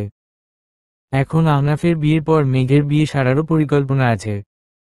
মেঘ ব্রাইট স্টুডেন্ট, চাকরি পেয়ে যাবে, টুকটাক টাকা রোজগার করে, নিজের খরচ সে নিজেই চালায়। চট্টগ্রামে তাদের নিজস্ব 3টে দোকান আছে। অবস্থা তাদের বেশ ভালো। নিজে নিজে ভাবছে আর চা বানাচ্ছেন মেঘের মা। কিন্তু এইসবের কিছুই মেঘ ঘুণাক্ষরে টের পায়নি এখনো। মাত্র ফ্রেশ হয়ে চুল মুছতে মুছতে খাটে বসল সুব্রতা। আজকের বিকেলটা তার স্মরণীয় হয়ে থাকবে। মেঘের সাথে কাটানো মুহূর্তগুলো ভাবছে আর মুচকি মুচকি হাসছে সুব্রতা। পরক্ষণে নিজের জবের ব্যাপারটা মাথায় আসতেই জিভে কামড় দিল। নিজের মাথায় গাঁটটা মেরে বলে, ইসস রে, ওনাকে তো জানানোই হয়নি। কালই তো 1 তারিখ আমার জয়নিং। সুব্রতা তড়িঘড়ি করে ফোনটা হাতে নিল। কয়েকবার চেক করলো না, মেঘের কোনো কল বা মেসেজ নেই। লোকটা যাওয়ার সময় নাম্বার নিয়ে গেল, অথচ একটাবার ফোন করলো না। সুব্রতার মনে মনে ভীষণ অভিমান জমে গেল। ফোনটা রেখে উবুড় হয়ে শুয়ে পড়ল। চোখ দুটো সিক্ত হয়ে উঠল। তবে কি সে মেঘের চোখের ভাষা ভুল পড়ল? এইভাবে বেশ কিছুক্ষণ সুব্রতার অভিমানের পাল্লা বয়ে গেল। কিন্তু আবার মাথায় একরাশ দুশ্চিন্তা দেখা গেল। লোকটা ঠিক আছে তো? সুব্রতা ছটফট উঠে বসল। চোখগুলো ভালোভাবে মুছে ফোনটা হাতে নিল। ডায়াল করল মেঘের নাম্বারে। একবার, দুবার রিং হয়ে গেল, ধরল না। সুব্রতা জানে দুবারের বেশি রিং হওয়ার পর কেউ কল না ধরলে দিতে নেই। কিন্তু তাও তার টেনশন হচ্ছে বলে আবার দিল। কম্বল মোড় দিয়ে খাটে শুয়ে আছে মেঘ। একটু আগে মা আদা দিয়ে চা, মেডিসিন সব দিয়ে গেছে। এখন মোটামুটি ভালো লাগছে। হঠাৎ ফোনের রিংটোন বেজে উঠলে হাত বাড়িয়ে ফোন নিল। এর আগেও দুবার এসেছিল, ইচ্ছে করেনি ধরতে, কারণ তার চোখে ঘুমের রেশ। স্ক্রিনে না তাকিয়ে কল পিক করে কানে ধরে বলে, হ্যালো, আসসালামু আলাইকুম। মেঘের কণ্ঠ শুনে সুব্রতার সারা শরীরে শিহরণ বয়ে গেল। বুকের ভেতরটা কেমন টিপটিপ করছে, গলা শুকিয়ে আসছে। এখন পানি প্রয়োজন, কিন্তু হাতের কাছে পানি নেই। সুব্রতা কয়েকটা শুকনো ঢোক গিলল, তাও সালামের উত্তর নিল। কে বলুন তো? মেঘের প্রশ্নে সুব্রতা মিনমিন স্বরে বলে, আমি। মেঘ সুব্রতার গলা চিনে বলে, ও শুভ্র, তুমি আবার স্বপ্নে আমাকে ফোনও করো? হায়রে স্বপ্ন, শুধু বাস্তবেই কিছু সম্ভব হইল না। জানো শুভ্র, তোমায় আমি অনেক ভালোবাসি। ওই প্রথম দিনে তোমরা টকটকে লাল দুটো চোখেই আমি আটকে গেছি। সেখানেই আমার সর্বনাশ লেখা ছিল, জানলে আরও আগেই তোমাকে খুঁজে বের করতাম। তোমার প্রথমবারের ছোঁয়া আজও আমার শরীরে লেগে আছে। তোমাকে দেখলে আমার আজও প্রথম দিনের মতো অনুভব হয়। শরীরে কম্পন সৃষ্টি হয়। কেন বলতে পারো? জানো তুমি? কারণ আমি তোমাকে ভালোবাসি, প্রচণ্ড ভালোবাসি শুভ্র। মেঘ ঘুমের ঘোরের স্বপ্ন ভেবে নিজের মনে জমে থাকা সব কথা বলে দিচ্ছে। কিন্তু সুব্রতা, সে কি শুনতে পাচ্ছে? না, সে কিছুই শুনছে না, কারণ মেঘের প্রথম কথা, ও শুভ্র, ওই সময়ই লাইন কেটে গেছে। ফোনের ব্যালেন্স চেক করা ছাড়াই মেঘকে কল দিয়েছিল। সুব্রতা এখন হাসবে না কাঁদবে কিছুই বুঝতে পারছে না। এই সময় বাইরে যাওয়াও ঠিক হবে না। একে তো বৃষ্টি, তারপর আবার 11টার বেশি বেজে গেছে। ফোঁস করে শ্বাস ছাড়ে সুব্রতা। হালকা শীত করছে দেখে কাঁথা গায়ে দিয়ে শুয়ে পড়ে। মেঘ ঘুমিয়ে ঘুমিয়ে বিড়বিড় করে নিজের ভালোবাসা প্রকাশ করছে। হ্যালো লিসেনারস, কেমন আছেন সবাই? আমি আপনাদের নিউ জকি আর যে সুব্রতা। চলে এসেছি একটা নতুন শো নিয়ে, ভালোবাসার গল্পকথা। আপনারা এখানে কল করতে পারেন, মেসেজ করতে পারেন, বলতে পারেন আপনাদের মনে জমে থাকা ভালোবাসার মানুষের প্রতি জমে থাকা অব্যক্ত কথাগুলো, অথবা নিজের ভালোবাসার গল্প। তাই দেরি না করে ছটফট কল দিয়ে ফেলুন। ততক্ষণে এনজয় দ্য মিউজিক। কথাগুলো বলে একটা গান চালিয়ে দিল সুব্রতা। তারপর চেয়ারে গায়েলিয়ে দিল। ভয় এখনো হাত পা কাঁপছে। এইভাবে কথা বলা যায় নাকি? যদি কোনো ভুল হয়ে যেত?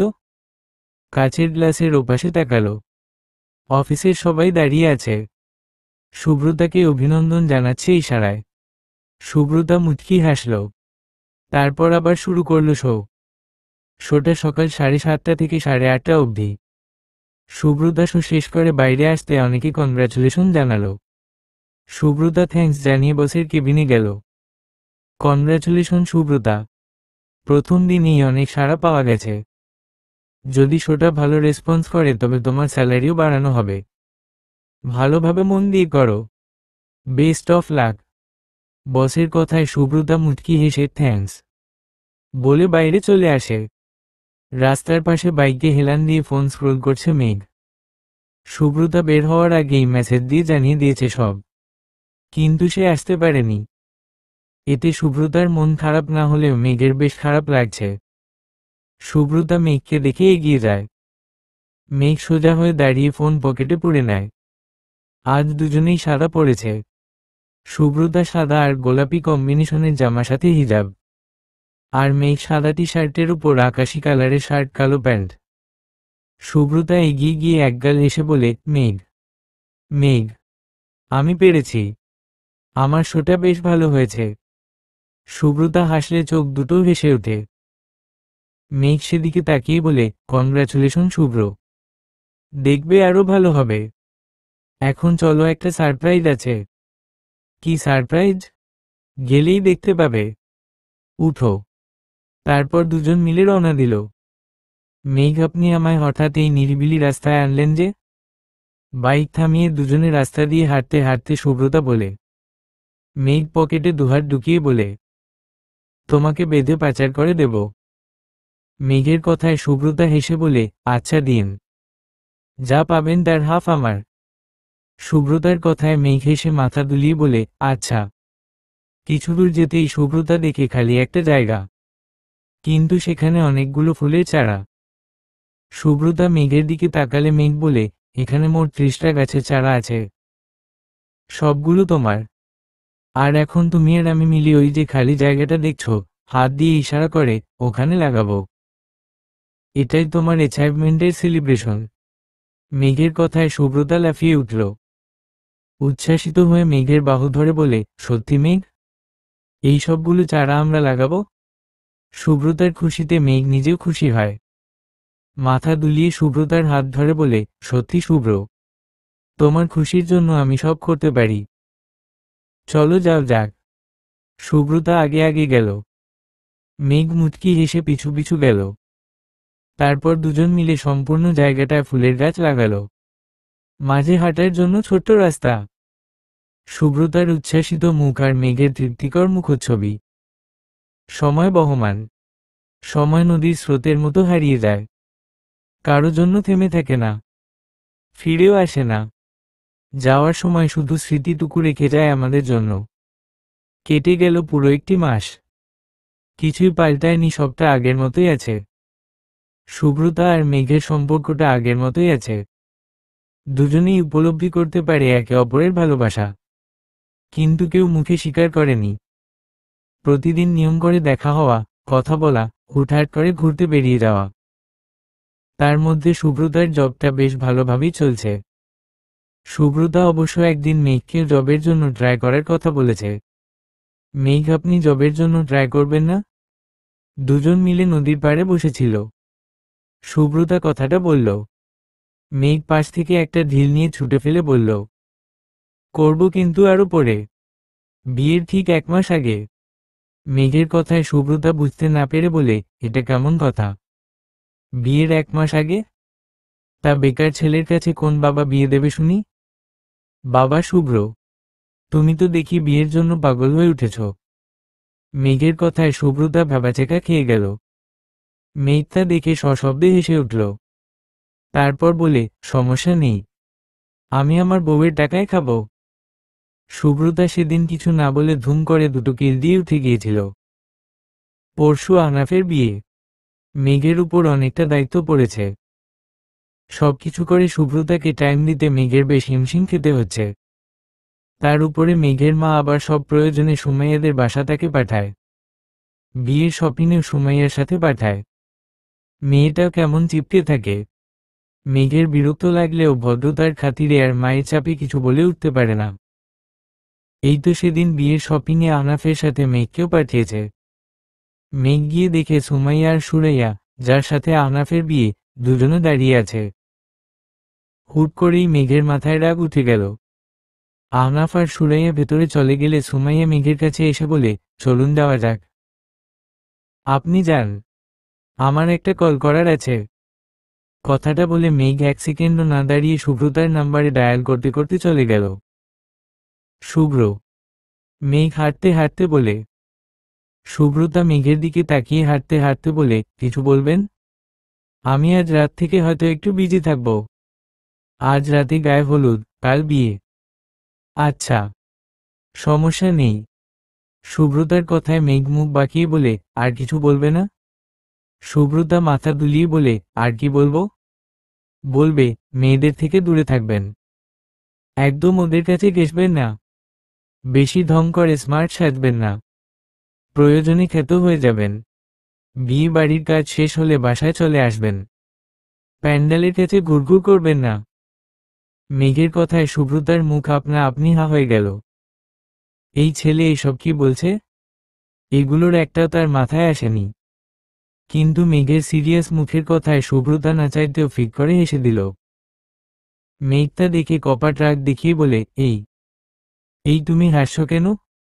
আমি যা বলতে বলেছি সেটা বলো আগে। পারবো না। সুব্রতার কথায় মেঘ সুব্রতার কয়েকটা চুল টেনে দিয়ে বলে, বলো বলছি। আহ মেঘ, ছাড়ুন, লাগছে। আচ্ছা বলছি। ওকে বলো। তারপর সুব্রতা কথাগুলো বললে মেঘ বলে, ঠিক আছে, মনে থাকবে। সুব্রতা হেসে বলে, পাগল একটা। পরক্ষণে আবার বলে, যে সত্যিকারের পাশে থাকার মানুষ হয় তাকে এইসব বলে সাবধান করার প্রয়োজন হয় না, কারণ সে হাজারো মানুষের ভিড়ে কাঙ্ক্ষিত মানুষটাকে নিয়েই থাকে। মেঘ সুব্রতার কথায় মুচকি হাসল। মাঝ রাস্তায় সুব্রতা প্রাণপণভাবে দৌড়ে যাচ্ছে। নিজের সবটুকু শক্তি দিয়ে ছুটে যাওয়ার চেষ্টা করছে, কিন্তু ভয়, উত্তেজনায় পা যেন এগোতে চাইছে না। হাতে থাকা ফোন দিয়ে অনবরত কল দিয়ে যাচ্ছে মেঘের নাম্বারে। বিয়ে বাড়িতে লাউড স্পিকারে গান চলছে, ছেলে মেয়েরা ছোটাছুটি করছে। মেঘ দাঁড়িয়ে দাঁড়িয়ে সাজানো লোকদের সাথে কোনো ব্যাপারে কথা বলছে, বিভিন্ন লিস্ট দেখছে। সে ফোন কাজের সময় ভাইব্রেশনে রাখলেও আর পুরো সাইলেন্ট। একটু পরপর আলো জ্বলছে নিচ্ছে, তার কোনো খবর নেই। প্লিজ মেঘ, পিক আপ দ্য ফোন। আমি আর পারছি না, প্লিজ মেঘ ফোনটা ধরুন। সুব্রতা একটা গলির কোনায় ঘাপটি মেরে বসে বসে কল দিচ্ছে। সম্পূর্ণ অপরিচিত জায়গা, কোন দিকে যাবে বুঝতে পারছে না। যে পথে এসেছে সে পথে যাওয়া ঠিক হবে না ভেবে উল্টো পথে দৌড়াতে শুরু করে। একটু আগেই টিউশন ছেড়ে বাসায় ফিরছিল সুব্রতা।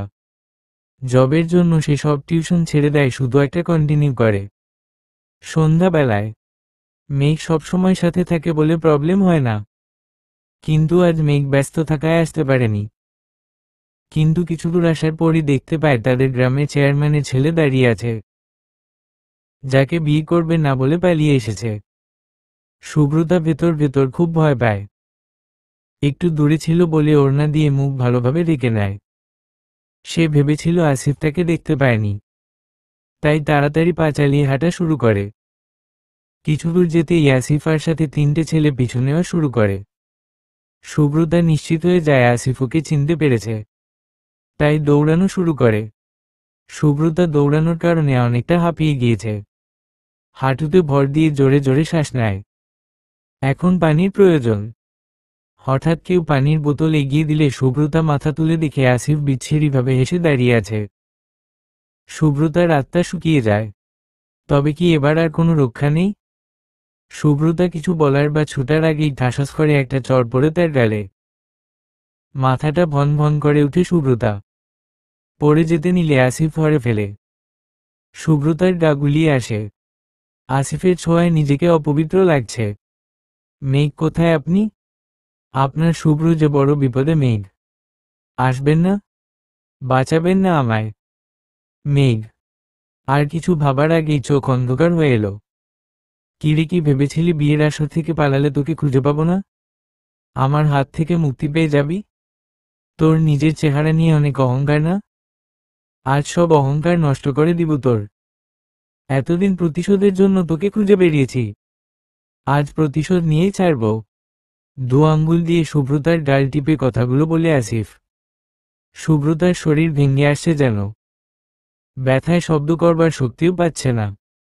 আসিফ আবারও একটা চর বসিয়ে দিল। সুব্রতার দুনিয়া আধার হয়ে আসছে। ভাই, কাজ শুরু করে দিন। পাশে থাকা একটা ছেলে বলে, না এখন না, আগে জ্ঞান ফিরুক। সজ্ঞানে কষ্ট দেওয়ার মজাই আলাদা। ছটফট করবে, কিছু করতে পারবে না। আসিফের কথায় সবাই হেসে উঠল। কষ্টের সময়টা যেন খুব দীর্ঘ ঠেকে মানুষের কাছে, তেমনি সুব্রতার কাছেও ঠিকেছে। এত অপেক্ষার পরেও মেঘ আসলো না। তবে কি ভাইয়ের বিয়ের কাছে শুভ্র নামক অনুভূতি খুব ফিকে হয়ে গেছে? একটি বার ফোন চেক করতে পারল না। শুভ্র নামক মানবীর কথা মনে পড়ল না। নিজের মনে হাজারো জল্পনা কল্পনা করছে সুব্রতা। একটু আগেই তার মস্তিষ্ক আবার সচল হয়েছে। তবে সে এটা বুঝতে পেরেছে যতক্ষণ না তার জ্ঞান ফিরেছে সেটা আসিফ বুঝবে ততক্ষণ সে কিছুই করবে না। তাই তো সুব্রতা অচেতনের মতো পড়ে আছে, মনে মনে আল্লাহর নাম নিচ্ছে। তিনি যেন এই বিপদ থেকে তাকে উদ্ধার করে। ভাই, মেয়েটার জ্ঞান তো এখন আসলো না, এভাবে কতক্ষণ ফেলে রাখবো? আর থাক পড়ে, একটু একটু করে তিলে তিলে ওরে মারব। আমাকে করা অপমানের প্রতিটা হিসাব সুদে আসলে নিব। সিগারেট মুখে দিতে দিতে বলে আসিফ। সিগারেটের গন্ধ সুব্রতা কোনোভাবেই সহ্য করতে পারে না। খুক খুক করে কেশে উঠে। তার কেশে ওঠা শুনে সবার চোখ সুব্রতার দিকে যায়। সুব্রতা ভয় পেয়ে যায়, ফিটফিট করে তাদের দিকে তাকায়। ভাই, এই মেয়ে তো বহুত শেয়ানা, এতক্ষণ নাটক করে শুয়েছিল। পাশের ছেলেটির কথা শুনে আসিফ রাগান্বিত দৃষ্টিতে সুব্রতার দিকে তাকায়। তারপর এক পা করে সুব্রতার দিকে এগোতে থাকে। সুব্রতা শরীর নাড়ানোর মতো শক্তি পাচ্ছে না, ভয় চোখ বন্ধ করে ফেলল। তবে কি তার সমাপ্তি এখানেই ছিল? হাসপাতালের ফিনাইলের গন্ধে নাক বন্ধ হয়ে আসে মেঘের, কিন্তু তাও নড়ছে না। হাসপাতালের দেয়ালে পিঠ ঠেকিয়ে অটির দরজার দিকে তাকিয়ে আছে। গায়ে থাকা হলদে রঙের পাঞ্জাবি এখন রক্তে মাখা লাল হয়ে উঠেছে। ভয়ে বুকের ভেতরটা দুমড়ে মুচড়ে উঠছে, কলিজাটা যেন কেউ খুবলে খাচ্ছে। অসহ্য যন্ত্রণা সহ্য করতে না পেরে ডুকরে উঠে মেঘ। হাত পা ভেঙে অবশ হয়ে আসছে তার। চোখের সামনে সুব্রতার রক্তাক্ত শরীরটা বারবার বেসে উঠছে। ইচ্ছে করছে সবকিছু ধ্বংস করে দিতে। পাশে বসে থাকা মৃদুল মেঘের বন্ধু কাঁধে হাত দিয়ে ভরসা জোগাচ্ছে, কিন্তু মেঘ কিছুতেই শান্ত হতে পারছে না। বারবার একটু আগের ঘটনা মনে পড়ছে। কিছুটা কাজ এগিয়ে মেঘ ফোনটা হাতে নিল। অনেকক্ষণ হয়ে গেল তার বৃষ্টিকন্যার সাথে কথা হয়। বৃষ্টিকন্যার গলা শোনার জন্য তৃষ্ণার্ত হয়ে উঠেছে মন। তাই ঝটপট বাগানে চলে এলো, শান্তিতে কথা বলবে বলে। কিন্তু ফোন হাতে নিয়ে দেখে 224টা মিসকল সাথে একটা মেসেজ। মেঘের চক্ষু চটগাছ। আর তার বৃষ্টিকন্যা কথা বলার জন্য এত আগ্রহী? অন্যদিন তো কলই দেয় না, কিন্তু পরক্ষণে মনের মধ্যে অশুভ চিন্তা হানা দিচ্ছে। ঠিক আছে তো মেয়েটা। মেঘ প্রথমে মেসেজ অপশনে গেল। ক্লিক করতেই মেসেজ ভেসে উঠল। মেঘ, আমাকে বাঁচান, আমি খুব বিপদে পড়েছি। ওই আসিফ আমার পেছনে ধাওয়া করছে, প্লিজ মেঘ হেল্প মি। সুব্রতার মেসেজটা মেঘের মাথা ঘুরিয়ে দিল। নিজেকে নিজে দোষারোপ করতে লাগল। বিয়েতে এত মজে গিয়েছিল, এখন কি করবে? বিপদের সময় মাথা কাজ করা বন্ধ করে দেয় যেন। মেঘ নিজেকে শান্ত করে সুব্রতার ফোনে কল দিল, কিন্তু ফোন অফ। মেঘ দেরি না করে রাস্তার দিকে ছুটা আরম্ভ করল। ফোনে মৃদুলকে কল করে সব জানালো। মৃদুল একজন পুলিশ অফিসার। তাকে সব জানানোর পর নাম্বার ট্র্যাক করে একটা ভাঙ্গা পরিত্যক্ত জায়গায় এলো। তারপর সাবধানে সবাই এগিয়ে যায়। পুলিশ আসিফ ও তার সাথে লোকজনদের কাবু করে, কিন্তু তার আগেই আসিফ সুব্রতার হাতে পায়ে ছুরি দিয়ে আঘাত করে দেয়। মেঘ শুভ্র বলে এগিয়ে যায়। সুব্রতার মাথাটা নিজের কোলে নিয়ে অজস্র আদরে ভরিয়ে দেয়। সুব্রতা ফিট চোখে মেঘের দিকে তাকিয়ে মুচকি হাসি দেয়। তারপর চোখে আধার নেমে আসে। মেঘ তা দেখে পাগল প্রায়। হাত পা কপাল ছুঁয়ে রক্ত পড়ছে। মেঘের অবস্থা দেখে মৃদুল অ্যাম্বুলেন্সে কল করে হাসপাতালে শিফট করে। মেঘ, শান্ত হ, সুব্রতার কিচ্ছু হবে না, আল্লাহ আল্লাহ কর ভাই। মৃদুলের কথায় মেঘ মৃদুলের হাত ধরে বলে, কি করে শান্ত হই বল? আমি বড্ড ভালোবাসি ওকে। ওর কিছু হলে আমি মেনে নিতে পারবো না রে। আমি পারবো না ওকে ছাড়া থাকতে, মরে যাব। কান্নার কারণে মেঘ কিছু বলতে পারছে না। কে বলেছে ছেলেরা কাঁদতে জানে না? নিজের প্রিয় মানুষের কষ্টে ছেলেদের মনও পড়ে, তারাও কাঁদতে জানে। মৃদুল মেঘের পিঠে হাত রেখে সান্ত্বনা দেয়। ওটি থেকে একজন নার্সকে বেরিয়ে আসতে দেখে চোখ মুছে উঠে দাঁড়ায় মেঘ। এগিয়ে গিয়ে বলে, সুব্রতা কেমন আছে সিস্টার? ভালো হয়ে যাবে তো? পেশেন্টের অনেক ব্লাড লস হয়েছে, ও প্লাস রক্ত প্রয়োজন। এখন এই মাঝরাতে আমাদের ব্লাড ব্যাংকে নিয়ে অ্যারেঞ্জ করুন দ্রুত। রোগীর শরীরে কোনো জায়গা কাটা গেলে সহজে রক্তপাত বন্ধ হয় না। রক্ত না দিতে পারলে অবস্থা খারাপের দিকে যাবে। সিস্টারের কথায় পাশ থেকে মৃদুল বলে, আমি দেব। আমারও সেম ব্লাড গ্রুপ। মেঘ মৃদুলের দিকে কৃতজ্ঞতার দৃষ্টিতে তাকায়, তারপর চলে যায়। মেঘ আবারও দেয়ালে পিঠ ঠেকিয়ে বসে পড়ে।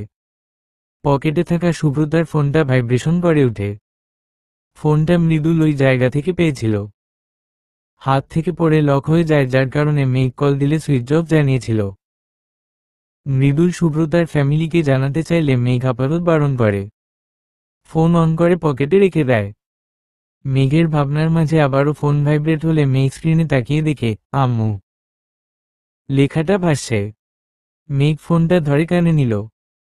শুভ্রা, তুই ঠিক আছিস? আমি খুব খারাপ একটা স্বপ্ন দেখলাম রে মা। ঠিক আছিস তুই? সন্তানের কোনো বিপদে মা সবার আগে বুঝতে পারে। সুব্রতার মায়ের ক্ষেত্রেও তাই হয়েছে। সন্তান এখানে ভালো নেই, মা ওখান থেকেই খবর পেয়ে গেল। মাতৃত্বের টান। কি রে মা, কথা বলছিস না যে? মেঘ এবার আর চুপ করে থাকতে পারল না। ভাঙ্গা গলায় বলে, হ্যালো আন্টি। মেয়ের ফোনে কোনো ছেলের গলা পেয়ে মায়ের বুক কেঁপে উঠল। তড়িৎ গতিতে প্রশ্ন করল, কে আপনি? আমার মেয়ের মোবাইল আপনার কাছে কেন? আমার মেয়ে কই? আন্টি, আমি মেঘ। তুমি মেঘ? শুভ্রা কই?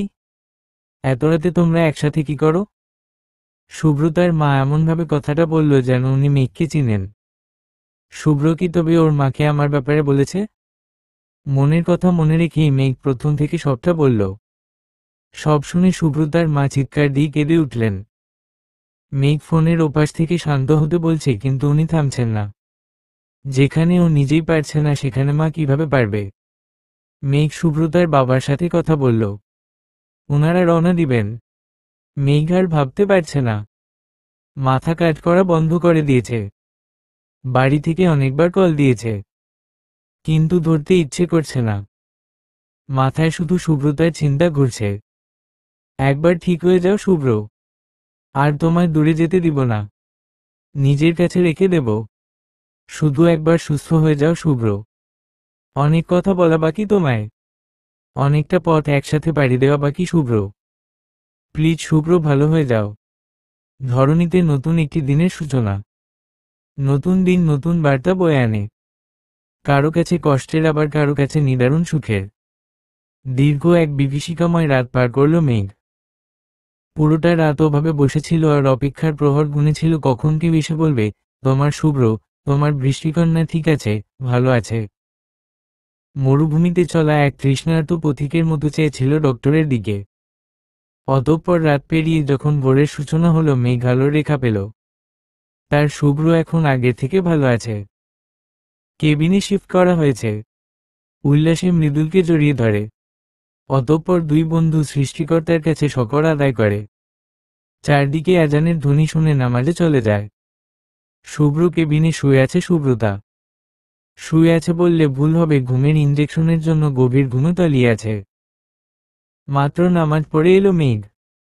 গায়ে শুভ্র রঙের একটা শার্ট। নামাজের আগে মৃদুল ব্যবস্থা করে দিয়েছিল। রক্ত লাগা জামা তো আর নামাজ আদায় করা যায় না। কেবিনের দরজার কাছে দাঁড়িয়ে আছে মেঘ। মৃদুল কোনো একটা কাজে বাইরে গেছে। কাল সারারাত ছেলেটা মেঘের কাছে ছিল, বাসায় যায়নি। সুব্রতাকে ব্লাড দিয়েছে। মেঘ সারা জীবন কৃতজ্ঞ থাকবে। এক পা করে সুব্রতার দিকে এগিয়ে যায়। চোখ দুটো রক্তিম বর্ণ হয়ে আছে। সারারাত কান্নার কারণে চোখ ফুলে গেছে। কাছে এসে একটা টুল টেনে সুব্রতার বেডের পাশে বসল। সুব্রতার স্নিগ্ধ মুখের দিকে তাকিয়ে মেঘের মন কেমন শান্ত হয়ে এলো। মেয়েটার মুখের বিভিন্ন জায়গায় ওয়ান টাইম লাগানো, হাতের অনেক জায়গায় ব্যান্ডেজ। মুখটা শুকিয়ে গেছে, তাও মেঘের কাছে সে স্নিগ্ধ এক রমণী, যার এই মুখের দিকে তাকিয়ে সে জীবন পাড়ি দিতে পারবে। মেঘের চোখ দুটো অশ্রুসিক্ত হয়ে গেল। বারবার কালকের ঘটনা মনে পড়ছে। কাল যদি আর একটু দেরি করত তবে। ভাবতেই শরীর শিউরে উঠছে মেঘের। আলতো হাতে শুভ্রতার হাত উঠিয়ে নিজের গালে ঠেকালো মেঘ। শুভ্রতার হাত নিজের হাতের ভাঁজে নিয়ে ঠোঁট ছোঁয়ালো। অতঃপর বলতে লাগলো, শুভ্র, শুনছো তুমি? দেখেছ আমার অবস্থা? তোমাকে ছাড়া যে আমি কতটা নিঃস্ব বুঝো তুমি? তোমার এই অবস্থায় আমার বুকের ভেতরে যে কতটা রক্তক্ষরণ হচ্ছে দেখতে পাচ্ছ তুমি? আমি খুব খারাপ, তাই না? তোমাকে বাঁচাতে পারলাম না। নিজের আনন্দে এত মজে গিয়েছিলাম, তোমার খেয়ালই রাখতে পারলাম না। আমি খুব খারাপ, তাই না? তুমি একবার সুস্থ হয়ে নাও, যা শাস্তি দেবে আমি সব মাথা পেতে নেব। শুধু একটিবার সুস্থ হয়ে উঠো। কারো আসার আওয়াজে কথা থামায় মেঘ। ঘাড় কাত করে দেখে মৃদুল এগিয়ে আসে, হাতে একটা খাবারের প্যাকেট। এই জন্যই সে গিয়েছিল। ছেলেটা আর কত খেয়াল রাখবে?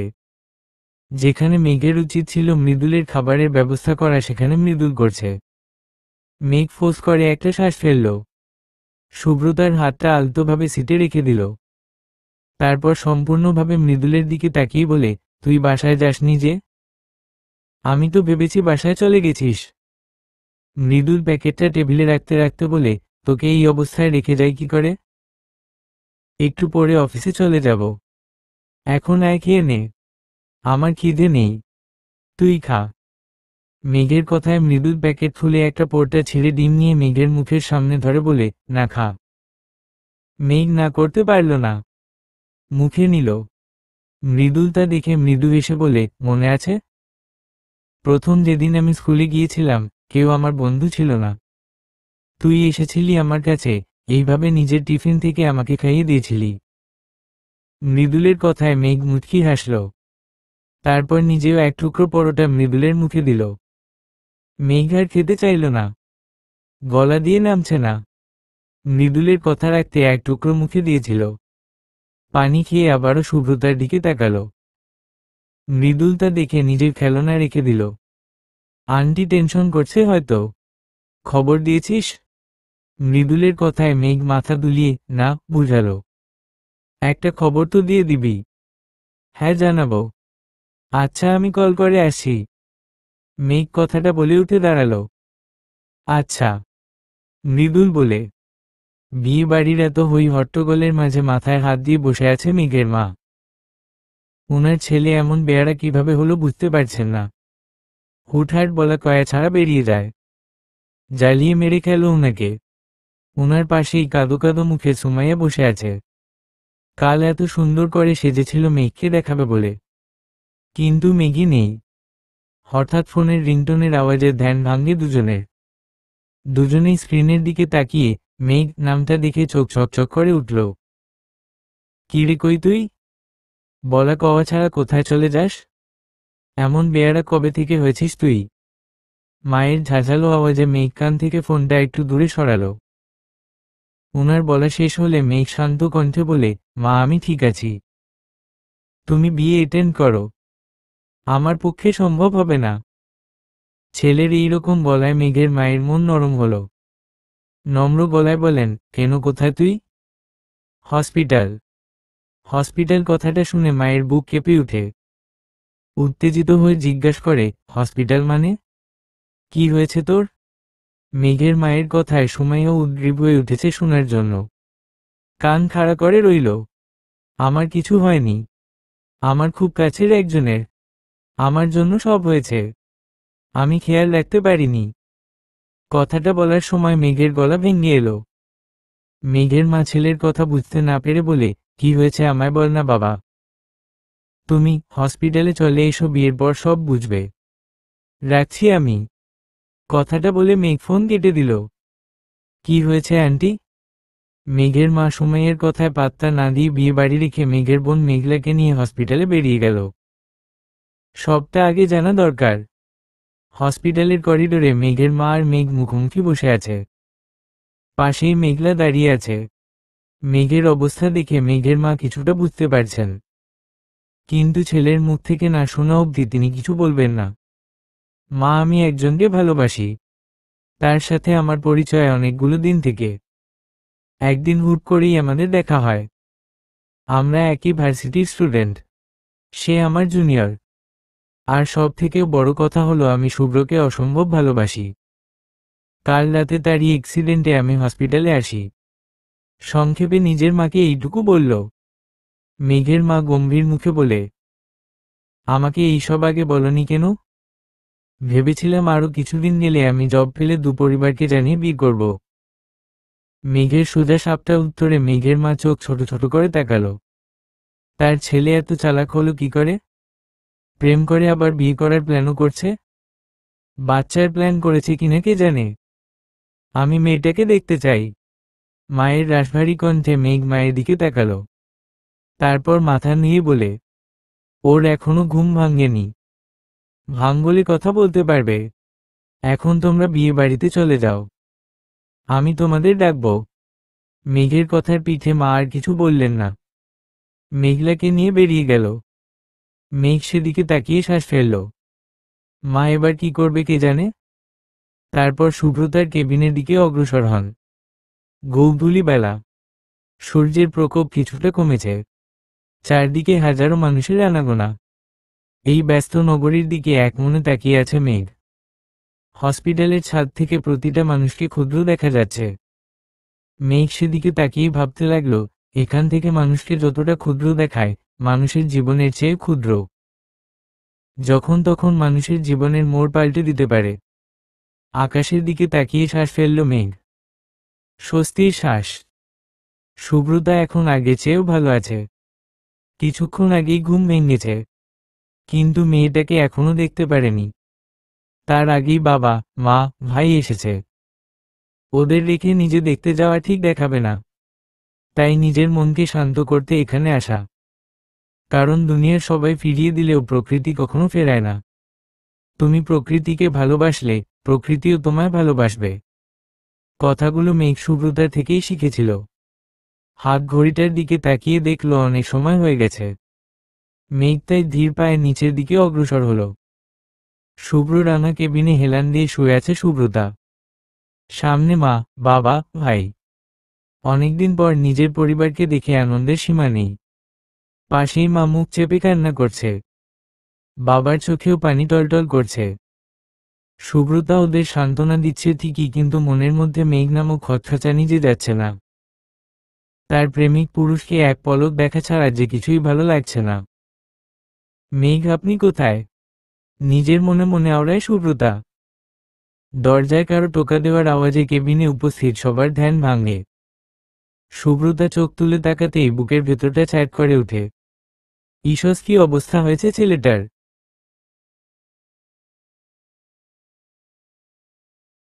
শুভ্রতার মা বাবা মেঘকে দেখে বলে, আসো বাবা, ভেতরে আসো। মেঘ তাদের কথায় ভেতরে প্রবেশ করে। ইনিয়ে বিনিয়ে শুভ্রতাকে জিজ্ঞাসা করে, এখন কেমন লাগছে? শুভ্রতা মাথা নাড়িয়ে বলে, ভালো। বাবা, তোমাকে যে আমরা কি বলে ধন্যবাদ জানাবো। তুমি না থাকলে আমার মেয়েটার যে কি হতো। সারা জীবনের জন্য তোমার কাছে কৃতজ্ঞ হয়ে গেলাম। শুভ্রতার বাবার কথায় মেঘ বলে, ছি ছি আঙ্কেল, কি বলছেন? এটা আমার দায়িত্ব ছিল। আর ভুলটা আমার ছিল, কারণ আমি আরেকটু সচেতন হলে এইসব কিছু হতো না। ওই চেয়ারম্যানের পোলার জন্য আর কি কি যে সহ্য করতে হবে, আল্লাহ জানে। শুভ্রতার মায়ের কথায় মেঘ মুচকি হেসে বলে, আন্টি, আর কোনো চিন্তা নেই। ওই আসিফকে উচিত শাস্তির ব্যবস্থা আমি করে এসেছি। ওর নামে অনেকগুলো কেস করা হয়ে গেছে। সাথে পুলিশ এরেস্টও করেছে। এটা আপনাদের গ্রামের থানা না, ঘুষ খাইয়ে ছাড়ানোও যাবে না। জেলেই পচে মরবে। মেঘের কথায় শুভ্রতার মা বাবা স্বস্তির শ্বাস ফেলল। আপনি আমার জামাইবাবু হবেন? আপনিই তো আমার দুলাভাই। হঠাৎ করে শুভ্রতার ভাইয়ের কথায় ভড়কে যায় উপস্থিত সবাই। কিন্তু এতে তার ভাবান্তর নেই। সেই একমনে পা নাচিয়ে বসে আছে। এইভাবে শান্তভাবে বোমা পাঠানো যায় সেটা শুভ্রতার ভাইকে না দেখলে মেঘ বুঝত না। শুভ্রতা আর মেঘ দুজনেই লজ্জা পেল। শুভ্রতার মা ছেলেকে ধমক দিয়ে বলে, এই কি বলছিস কি এগুলো? চুপ। অতঃপর মেঘের দিকে তাকিয়ে বলে, কিছু মনে করো না বাবা, ও একটু বেশি ফাজিল। তোমরা কথা বলো, আমরা বাইরে বসছি। না না আন্টি, ঠিক আছে, আপনারা থাকুন। মেঘের কথায় শুভ্রতার বাবা মেঘের কাঁধে হাত দিয়ে বলে, আমরা গরিব হয়তো, কিন্তু নিজের সন্তানকে অসম্ভব ভালোবাসি। খেয়াল রেখো। কথাগুলো বলে উনারা বাইরে গেলেন। মেঘের খুশি দেখে কে? সুব্রতার বাবার কথাতে মেঘ শিউর হয়ে গিয়েছে সবটা। তারপর সুব্রতার দিকে এক পলক তাকিয়ে পা চালিয়ে বেডে ধুম করে বসে পড়ে। আকস্মিক কাণ্ডে সুব্রতা ভড়কে গেল। বেডটা বেশ বর্ষর। আর সুব্রতা খুব চিকন, যার কারণে কাত হয়ে মেঘ বেডে শুয়ে গেল। মেঘকে এভাবে শুতে দেখে সুব্রতা হেলান ছেড়ে উঠে বসে। তারপর দু আঙ্গুল দিয়ে মেঘের শার্ট পেছনে থেকে টেনে বলে, কি হইছে? শরীর খারাপ লাগছে? আর নিজের চেহারার এই অবস্থা কেন করেছন? মেঘ কোনো উত্তর দেয় না, নিশ্চুপ হয়ে শুয়ে থাকে। সুব্রতা কপালে দুটো ভাঁজ ফেলে হালকা মেঘের দিকে ঝুঁকে বলে, কি হলো মেঘ? চুপ করে আছেন যে? মেঘের কি হলো কে জানে। সুব্রতার দিকে ফিরে সুব্রতার হাত দুটো টেনে নিজের হাতের মধ্যে নিয়ে নেয়। মেঘের চোখ দুটো কেমন ভিজে আছে। সুব্রতা তা দেখে বলে, এই আপনি কাঁদছেন কেন? ছেলেরা এইরকম ছিচকাদুনি হলে চলে? আর আমি কি মরে গেছি নাকি? সুব্রতার কথায় মেঘ সুব্রতার মুখে হাত দিয়ে বলে, এমন কথা আর কোনোদিন বলবে না শুভ্র। তুমি জানো কাল আমার কি অবস্থা হয়েছিল? আমি তো ভয়ে মরেই যাচ্ছিলাম। তোমাকে খুঁজে না পেয়ে নিজেকে কেমন পাগল পাগল লাগছিল। আমার মাথা কাজ করা বন্ধ করে দিয়েছিল। আমার নিঃশ্বাস বন্ধু হয়ে আসছিল। কি ভীষণ যন্ত্রণায় ছিলাম আমি। সুব্রতা মেঘের মাথায় হাত বুলিয়ে বলে, হুসস। চুপ করুন মেঘ। শান্ত হন। আমার কিছু হয়নি। Everything is all right. সুব্রতার কথায় মেঘ শোয়া থেকে উঠে বসে বলে, শুভ্র আমায় বিয়ে করবে? হঠাৎ মেঘের এমন কথার জন্য প্রস্তুত ছিল না সুব্রতা। যে ছেলে এখনো ভালোবাসি বলে উঠতে পারল না, এক রাতে বিয়ের কথা বলে ফেলল। সুব্রতা হা করে মেঘের দিকে তাকিয়ে আছে। কিন্তু মেঘকে দেখে এটা বুঝতে পেরেছে যে মেঘ সিরিয়াস। সুব্রতা কি বলবে বুঝে উঠতে পারছে না। কি হলো শুভ্র, কিছু বলছো না যে? মেঘের কথায় সুব্রতা মাথা নিচু করে বলে, মেঘ আপনারা আমাদের থেকে অনেক উঁচু বংশীয়। আমি গ্রামের একটা সাধারণ মেয়ে। আমার বাবা কোনোমতে আমাদের সংসার চালায়। আর সেখানে আপনারা কোথায়, আমরা কোথায়? আপনি পরিবার আমাকে কি করে মেনে নেবে? উনাদেরও তো একটা চাহিদা আছে নিজের ছেলের বউয়ের ব্যাপারে। আমি তেমন স্মার্ট বা সুন্দরী কোনোটাই নই। একনাগাড়ে কথাগুলো বলে সুব্রতা মেঘের দিকে তাকালো। মেঘের চোখ দুটো কেমন লাল টকটকে হয়ে উঠেছে। কপালের রোগটা কেমন ফুলে উঠেছে। মেঘকে সুব্রতা কোনোদিন রাগতে দেখেনি। কিন্তু আজকে মেঘের রাগ দেখে কেমন ভয় লাগছে। ভয় ভয় কিছু বলতে যাবে তার আগেই মেঘ সুব্রতার দুবাহু খামছে ধরে বলে, আর একটা বাজে কথা বলবে খুন করে ফেলবো সুব্রতা। তোমার আমাকে লোভী মনে হয়? তোমার বাবার টাকা থাকুক বা না থাকুক আমার কি? আমার সুন্দর স্মার্ট মেয়েদের প্রতি লোভ দেখেছ কোনোদিন? আমি কোনোদিন তোমাকে এই ব্যাপারে কিছু বলেছি? কোনোদিন বলেছি তুমি সাজো, তুমি স্মার্ট হও? তোমার ড্রেসআপ নিয়ে কিছু বলেছি? তুমি যখন যেভাবে আমার সামনে এসেছো আমি তোমাকে একসেপ্ট করেছি। মুগ্ধ হয়েছি। কোনোদিন তোমার অ্যাডভান্টেজ নিয়েছি? প্রয়োজন ছাড়া তো তোমার হাতটাও ধরিনি। তুমি কি ভাবো আমি তোমার সাথে টাইম পাস করেছি? আমার সময়ের কোনো মূল্য নেই। কাল যখন তোমায় পাচ্ছিলাম না পাগলা কুকুরের মতো খুঁজে বেরিয়েছি। রাস্তায় রাস্তায় দৌড়েছি। আর তুমি আমাকে সৌন্দর্যের দোহাই দেখাও? Are you kidding with me? তোমায় আমি বিয়ে করব। তুমি থাকবে আমার সাথে। আমার পরিবার এখানে আসছে কেন? আর তোমার আমার পরিবারকে লোভী মনে হয় যে আমার পরিবার তোমার বাবার টাকা দেখবে? মেঘ একনাগাড়ে কথাগুলো বলে জোরে জোরে শ্বাস ছেড়ে বেড থেকে নেমে যায়। দেয়ালে গিয়ে সজোরে একটা ঘুষি মারে। সুব্রতা তা দেখে শব্দ করে কেঁদে দেয়। মেঘ কেবিন থেকে বেরিয়ে যায়। সুব্রতা কয়েকবার ডাকে কিন্তু মেঘ সাড়া দেয় না। আকস্মিক মেঘকে এভাবে বেরিয়ে যেতে দেখে সুব্রতার মা বাবা সুব্রতার রুমে ঢুকে। মেয়েকে কাঁদতে দেখে উনারা অস্থির হয়ে যায়। কিরে শুভ্রা, কি হয়েছে, কাঁদছিস কেন? মেঘ কিছু বলেছে? মায়ের কথায় সুব্রতা মাথা নাড়িয়ে না বুঝায়।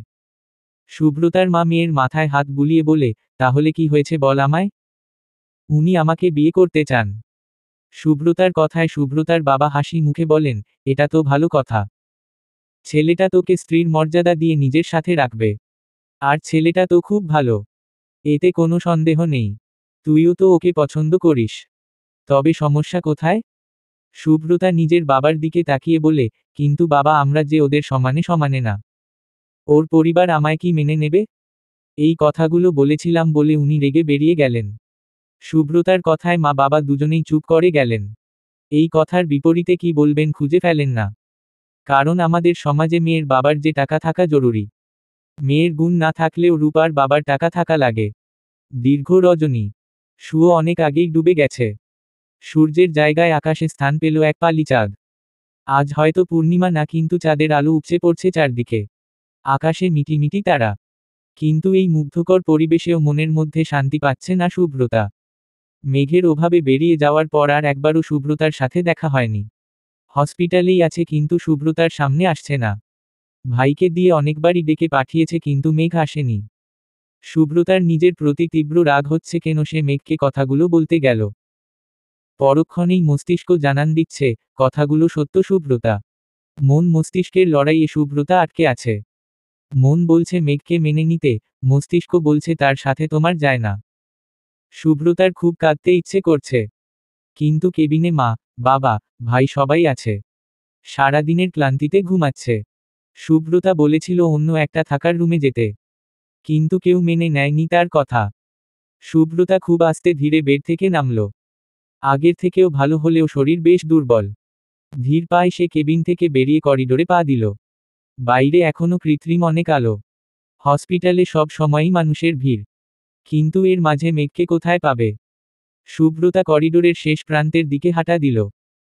কিছুটা দূর যেতেই উল্টো দিকে ফিরে দাঁড়িয়ে থাকা এক মানবকে দেখতে পেয়ে ঠোঁটে হাসি ফুটে। এই তো তার কাঙ্ক্ষিত মানুষটি। ধীর পায়ে সেদিকে এগিয়ে গেল। তুমি এখন বাইরে কি করছো সুব্রতা? তোমার রুমে রেস্ট নেওয়া প্রয়োজন। মেঘের গম্ভীর মুখে সুব্রতা নামটা শুনে সুব্রতার চোখে পানি চলে এলো। সেই প্রথম দিন থেকে মেঘ সুব্রতাকে শুভ্র বলে সম্বোধন করে। কিন্তু আজকে দুবার সুব্রতা বলে ডেকেছে। যার থেকে মেঘের অভিমানের পাল্লা সুব্রতা আন্দাজ করতে পারছে। তাও নিজেকে ধাতস্থ করে বলে, আপনি কিভাবে বুঝলেন আমি এসেছি? অন্য কেউ তো হতে পারত। মেঘ সুব্রতার দিকে ফিরে তাকালো না। সামনের দিকে তাকিয়ে বলে, কারণ তোমার হাঁটা চল, উপস্থিতি সবটা আমার মুখস্থ। আই এম সরি মেঘ। সুব্রতা বেশ কান্নামাখা কণ্ঠে বলে। For what? মেঘ একই ভঙ্গিতে বলে। সুব্রতা এবার মেঘের মুখের দিকে তাকালো। করিডোরের এই পাশে আলো কম। কিন্তু তাও আবছা আলোতে মেঘের মুখে তীব্র অভিমানের রেশ ফুটে উঠেছে। সুব্রতা মিনমিন কণ্ঠে বলে, ওই সময়ের কথাগুলোর জন্য। মেঘ এবার সুব্রতার দিকে তাকালো। মেয়েটা মাথা নিচু করে দাঁড়িয়ে আছে। মেঘ এক হাত দিয়ে সুব্রতার মাথা উঁচু করে বলে, আল্লাহ ছাড়া কারো কাছে মাথা নিচু করবে না সুব্রতা। আর একটা কথা কি জানো? বেরিয়ে যাওয়া তীর, আর মুখ থেকে বেরিয়ে যাওয়া কথা চাইলেও ফেরত নেওয়া যায় না সুব্রতা। সুব্রতা এবার কেঁদেই দিল। মেঘ কেন বারবার তাকে সুব্রতা বলে সম্বোধন করছে। সুব্রতা এবার কাঁদতে কাঁদতে বলে, একটা কথা আছে জানেন তো, যদি ভালোবাসার মানুষের ভুল ক্ষমাই না করতে পারো, তবে তুমি কোনোদিন তাকে ভালোবাসোনি। সুব্রতার কথায় মেঘ মুচকি হেসে বলে, আমি কি তোমার উপর রাগ করেছি যে ক্ষমা করব? তাহলে আপনি বারবার আমাকে সুব্রতা সুব্রতা বলছে কেন? সুব্রতার অভিমানী কণ্ঠে মেঘ হেসে বলে, তবে কি বলবো শুনি? শুভ্র। শুধুমাত্র শুভ্র। সুব্রতার কথায় মেঘ হেসে সুব্রতার এক হাত নিজের হাতের ভাঁজে নিয়ে বলে, আচ্ছা শুধু শুভ্র। সুব্রতাও কথাটা শুনে আলতো হাসে। মেঘ সুব্রতার দিকে তাকিয়ে বলে, কষ্ট হচ্ছে? সুব্রতা মাথা নাড়িয়ে না বুঝায়। তারপর বলে, এতক্ষণ কষ্ট হয়েছিল। এখন সব কষ্ট চলে গিয়েছে। জানো শুভ্র, তোমার কথাগুলোতে আমার খুব কষ্ট লেগেছিল। কিন্তু পরে বুঝেছিলাম যে তোমার কথাগুলো যুক্তিহীন না। আমাদের চারপাশের মানুষ, সমাজের এটাই একমাত্র সত্যি। একটা ছেলের যেমন মোটা টাকা না থাকলে কোনো মেয়ের বাবা মূল্যায়ন দেয় না, ঠিক তেমনি মেয়ের বাবার টাকা না থেকে ছেলের পরিবার মূল্যায়ন দেয় না। আমি এই সমাজ ব্যবস্থাগুলো বুঝি না শুভ্র। একটা মানুষের থেকেও কি টাকা বেশি মূল্যবান? মেঘের কথায় সুব্রতা কিঞ্চিত হেসে বলে, কি বলুন তো মেঘ, বেঁচে থাকতে গেলে টাকার প্রয়োজন, আর ভালো থাকতে গেলে ভালোবাসা। শুনতে খারাপ লাগলেও এটাই চিরন্তন সত্য। মেঘ সুব্রতার হাতটা আরেকটু শক্ত করে বলে, আমার কাছে তুমি আছো, এটাই আমার বড় প্রাপ্তি। তুমি সারা জীবন থাকবে তো পাশে? আমি অনন্তকালের জন্য শুধুই আপনার। সুব্রতার কথায় মেঘের মুখে তৃপ্তির হাসি ফুটে ওঠে। সকাল সকাল ঘুম ভাঙতেই পাশে অচেনা ভদ্রমহিলা দেখে হকচকিয়ে যায় সুব্রতা। পুরো কেবিনে চোখ বুলায়। নাহ মা বাবা, ভাই, মেঘ কেউ নেই। সামনের মহিলার দিকে তাকালো। দেখে নার্স মনে হয়। বোরকা পরা, সাথে হিজাব। কিন্তু মুখটা এখন খোলা। খুব সুন্দর দেখতে। কিন্তু কারো সাথে চেহারার খুব মিল পাচ্ছে। ঘুম থেকে উঠার কারণে মনে হয় মাথা কাজ করা বন্ধ করে দিয়েছে। উল্টো দিকের মহিলা শুভ্রতার দিকেই তাকিয়ে আছে, যার কারণে বেশ অস্বস্তিও হচ্ছে। শুভ্রতা কি করবে বুঝতে পারে না। অতঃপর ধীর কণ্ঠে সালাম দিয়ে বলে, আপনি কে? আপনাকে তো ঠিক চিনতে পারলাম না। শুভ্রতার প্রশ্নে মহিলাটা সালাম নিয়ে বলে, আমি মেঘের মা। মেঘের মা কথাটা যেন বিনা মেঘে বজ্রপাতের মতো শোনালো শুভ্রতার কাছে। এই জন্য চেহারায় মিল খুঁজে পাচ্ছিল। তার মানে মেঘ তার মায়ের মতো হয়েছে। কিন্তু মেঘ কাল রাতে কেন বলল না তার মা আসবে? শুভ্রতার ভীষণ নার্ভাস লাগছে। তাও নিজেকে সামলিয়ে বলে, ভালো আছেন আপনি? হ্যাঁ। তোমার শরীর কেমন? জি আলহামদুলিল্লাহ ভালো। শুভ্রতা কথাটা বলে চুপ করে গেল। আর কি বলবে বুঝতে পারছে না। আর চোখে বারবার দরজার দিকে তাকাচ্ছে। মেঘের মা তা দেখে বলে, সবাই বাইরে আছে। আমি তোমার সাথে কিছু কথা বলতে চাই। মেঘের মায়ের কথায় শুভ্রতা ঘাবড়ে গেলে উপর দিয়ে যথেষ্ট স্বাভাবিক থেকে বলে, জি বলুন। তুমি মেঘকে ভালোবাসো? শুভ্রতা সহজভাবে উত্তর দেওয়ার চেষ্টা করল। তাই মাথা নিচু করে বলে, জি। আমি যদি বলি তুমি মেঘকে ছেড়ে দাও, ছেড়ে দিতে পারবে? মেঘের মায়ের কথায় শুভ্রতার কলিজা কেঁপে উঠল। মেঘের মায়ের দিকে তাকিয়ে আবার চোখ নামিয়ে নিল। চুপ করে রইল। কারণ সে কিছুতেই মেঘকে ছাড়ার কথা ভাবতে পারবে না। শুভ্রতার চুপ থাকা দেখে মেঘের মা বলে, মেঘকে আমি দুটো অপশন দিলে, এক, তোমার সাথে থাকা, দুই, তোমাকে ছেড়ে দিয়ে আমাদের সাথে থাকা। এই দুয়ের মধ্যে তুমি মেঘকে কোনটা নিতে বলবে? শুভ্রতা ফোঁস করে শ্বাস ফেলল। সে জানত মেঘের পরিবার মানবে না, তাই কাল মেঘকে কথাগুলো বলেছিল। কিন্তু সেটা যে এত তাড়াতাড়ি হবে বুঝতে পারেনি। শুভ্রতা এবার মেঘের মায়ের দিকে তাকিয়ে বলে, দ্বিতীয়টা। কারণ আমি চাইব না আমার জন্য মেঘ নিজের পরিবার থেকে দূরে সরে যাক। হয়তো একসময় আমাকে ভুলে যেতে সক্ষম হবে, কিন্তু পরিবার ছাড়া বাঁচা সম্ভব হবে না। শুভ্রতার চোখ দুটো টলমল করছে, ভীষণ কান্না পাচ্ছে। মেঘের মা একটু জোরে হাঁক ডেকে বলে, ভেতরে আসুন সবাই। মেঘের মায়ের কথায় শুভ্রতার মা, বাবা, ভাই, মেঘ সবাই কেবিনে আসলো। শুভ্রতা মাথা নিচু করে নিঃশব্দে কাঁদছে। তা দেখে মেঘের মা শুভ্রতাকে নিজের দিকে ফিরিয়ে বলে, এই কাঁদছ কেন? শুভ্রতা কিছু বলছে না। মেঘের মা এবার শুভ্রতার মুখ উঁচু করে, আজই তো বিয়ে হয়ে যাচ্ছ না যে তুমি কেঁদে ভাসাবে। সুস্থ হয়ে উঠলে তো বিয়ে। বিয়ে কথাটা শুনে শুভ্রতা খানিকে অবাক হলো। মেঘ মিটিমিটি হাসছে। মেঘের মা শুভ্রতার হাত টেনে একটা বালা পরিয়ে বলে, আমাদের পরিবারে তোমাকে স্বাগতম। তারপর শুভ্রতার কপালে ঠোঁট ছুঁয়ে দেয়। শুভ্রতার ঠোঁটে হাসি ফুটে উঠে। উপস্থিত সবার মুখে তৃপ্তির হাসি। মেঘের মা এবার মেঘকে নিজের কাছে ডাকে। মেঘ হাসি মুখে এগিয়ে গেলে মেঘের কান টেনে বলে, এই বদমাশ ছেলে, এত মিষ্টি একটা মেয়ের কথা তুই এতদিন পেটের মধ্যে চেপে রেখেছিস? তোর কান আমি টেনে লম্বা করে দিব। মেঘ আহ শব্দ করে বলে, আহমা লাগছে, ছাড়ো, নইলে পরে আমার বাচ্চারা আমাকে কান লম্বা বাবা বলে ডাকবে। মেঘের কথায় উপস্থিত সবাই হেসে উঠল। শুভ্রতা লজ্জায় মাথা নিচু করে ফেলে। শেষাংশ। আহ মেঘ কোথায় নিয়ে যাচ্ছেন? আহা শুভ্র চলো না, গেলেই দেখতে পাবে। মেঘ শুভ্রতার দুচোখ ধরে বলে। এরপর একটু দূরে এসে চোখ ছেড়ে বলে, সারপ্রাইজ। মেঘ চোখ খুলে তাকিয়ে দেখে সামনে একটা সাইকেল। শুভ্রতা নাক মুখ কুঁচকে বলে, এই এখানে সারপ্রাইজের কি হলো? আমি কি সাইকেল চিনি না? শুভ্রতার কথায় মেঘ হেসে বলে, তাও ঠিক। চলো আজ সাইকেলে করে এক জায়গায় যাব। কেন, বাইকের কি অকাল মৃত্যু হয়েছে যে সাইকেলে যাব? ও হো শুভ্র, বেশি কথা বলছো তুমি, চলো তো। মেঘ শুভ্রতাকে সাইকেলের কাছে নিয়ে সামনে বসিয়ে নিজে পেছনে থেকে চালানো শুরু করে। শুভ্রতার খোলা চুলগুলো বারবার মেঘের চোখে মুখে লাগছে। চুল বাঁধাই ছিল কিন্তু মেঘ খুলে দিয়েছে। আচ্ছা শুভ্র তুমি কি মাখো? চুলে এত সুন্দর ঘ্রাণ? শুভ্রতার হেসে বলে, পেট্রোল। মেঘ ফাংশুটে মুখে বলে, আনরোমান্টিক। এভাবে আমার ছেলে মেয়ের মুখ দেখলে হয়? মেঘের কথায় শুভ্রতা খিলখিলিয়ে হেসে উঠে। মেঘ মুগ্ধ চোখে সে হাসিতে তাকিয়ে রয়। অনেকক্ষণ পর নিজেদের কাঙ্ক্ষিত জায়গায় আসে দুজনে। শুভ্রতা তাকিয়ে দেখে এটা সেই জায়গা যেখানে ওরা ফুলের গাছ লাগিয়েছিল। এখন আরও গাছ লাগানো হয়েছে। পুরো জায়গাটা দেখতে ফুলের সমুদ্রের মতো লাগছে। শুভ্রতা পাশ ফিরে দেখে মেঘ শুভ্রতার দিকে তাকিয়ে আছে। শুভ্রতা মণিমুগ্ধকর একটা হাসি দিয়ে বলে, মেঘ এটা। মেঘ শুভ্রতাকে থামিয়ে বলে, এখন কোনো কথা নয়। এরপর মেঘ শুভ্রতার হাত ধরে এগিয়ে নিয়ে যায়। ফুলের একেবারে মাঝখানে এসে দাঁড় করায় শুভ্রতাকে। এরপর মেঘ হাঁটু গেড়ে বসে নিজের এক হাত শুভ্রতার দিকে বাড়িয়ে বলে, শুভ্র, তোমাকে কি বলে সম্বোধন করব আমার জানা নেই। তুমি বৃষ্টিবিলাসের সময় আমার কাছে বৃষ্টিকন্যা। এলোমেলো চুলে মনোহরণী, শুভ্ররাঙা পোশাকে শুভ্রপরী, মিষ্টি হাসি দিলে সুহাসিনী। আরও কত কি! তোমাকে দেওয়া আমার নামের কোনো শেষ নেই। তবে তুমি আমার একান্ত বৃষ্টিকন্যা।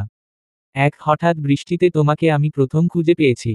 শুভ্র, তুমি কি আমার এক দীর্ঘ উপন্যাস হবে, যার প্রতিটি শব্দ, লাইন আমি প্রতি মুহূর্তে আমি পড়ব। কিন্তু আমি শেষ পাতা পড়তে পারবো না। তুমি নামক উপন্যাস পড়তে পড়তেই আমি নিঃশেষ হয়ে যাব। বলো হবে কি? শুভ্রতা একদৃষ্টিতে মেঘের দিকে তাকিয়ে আছে। মেঘের বলা প্রতিটা লাইনে ভালোবাসা জানান দিচ্ছে।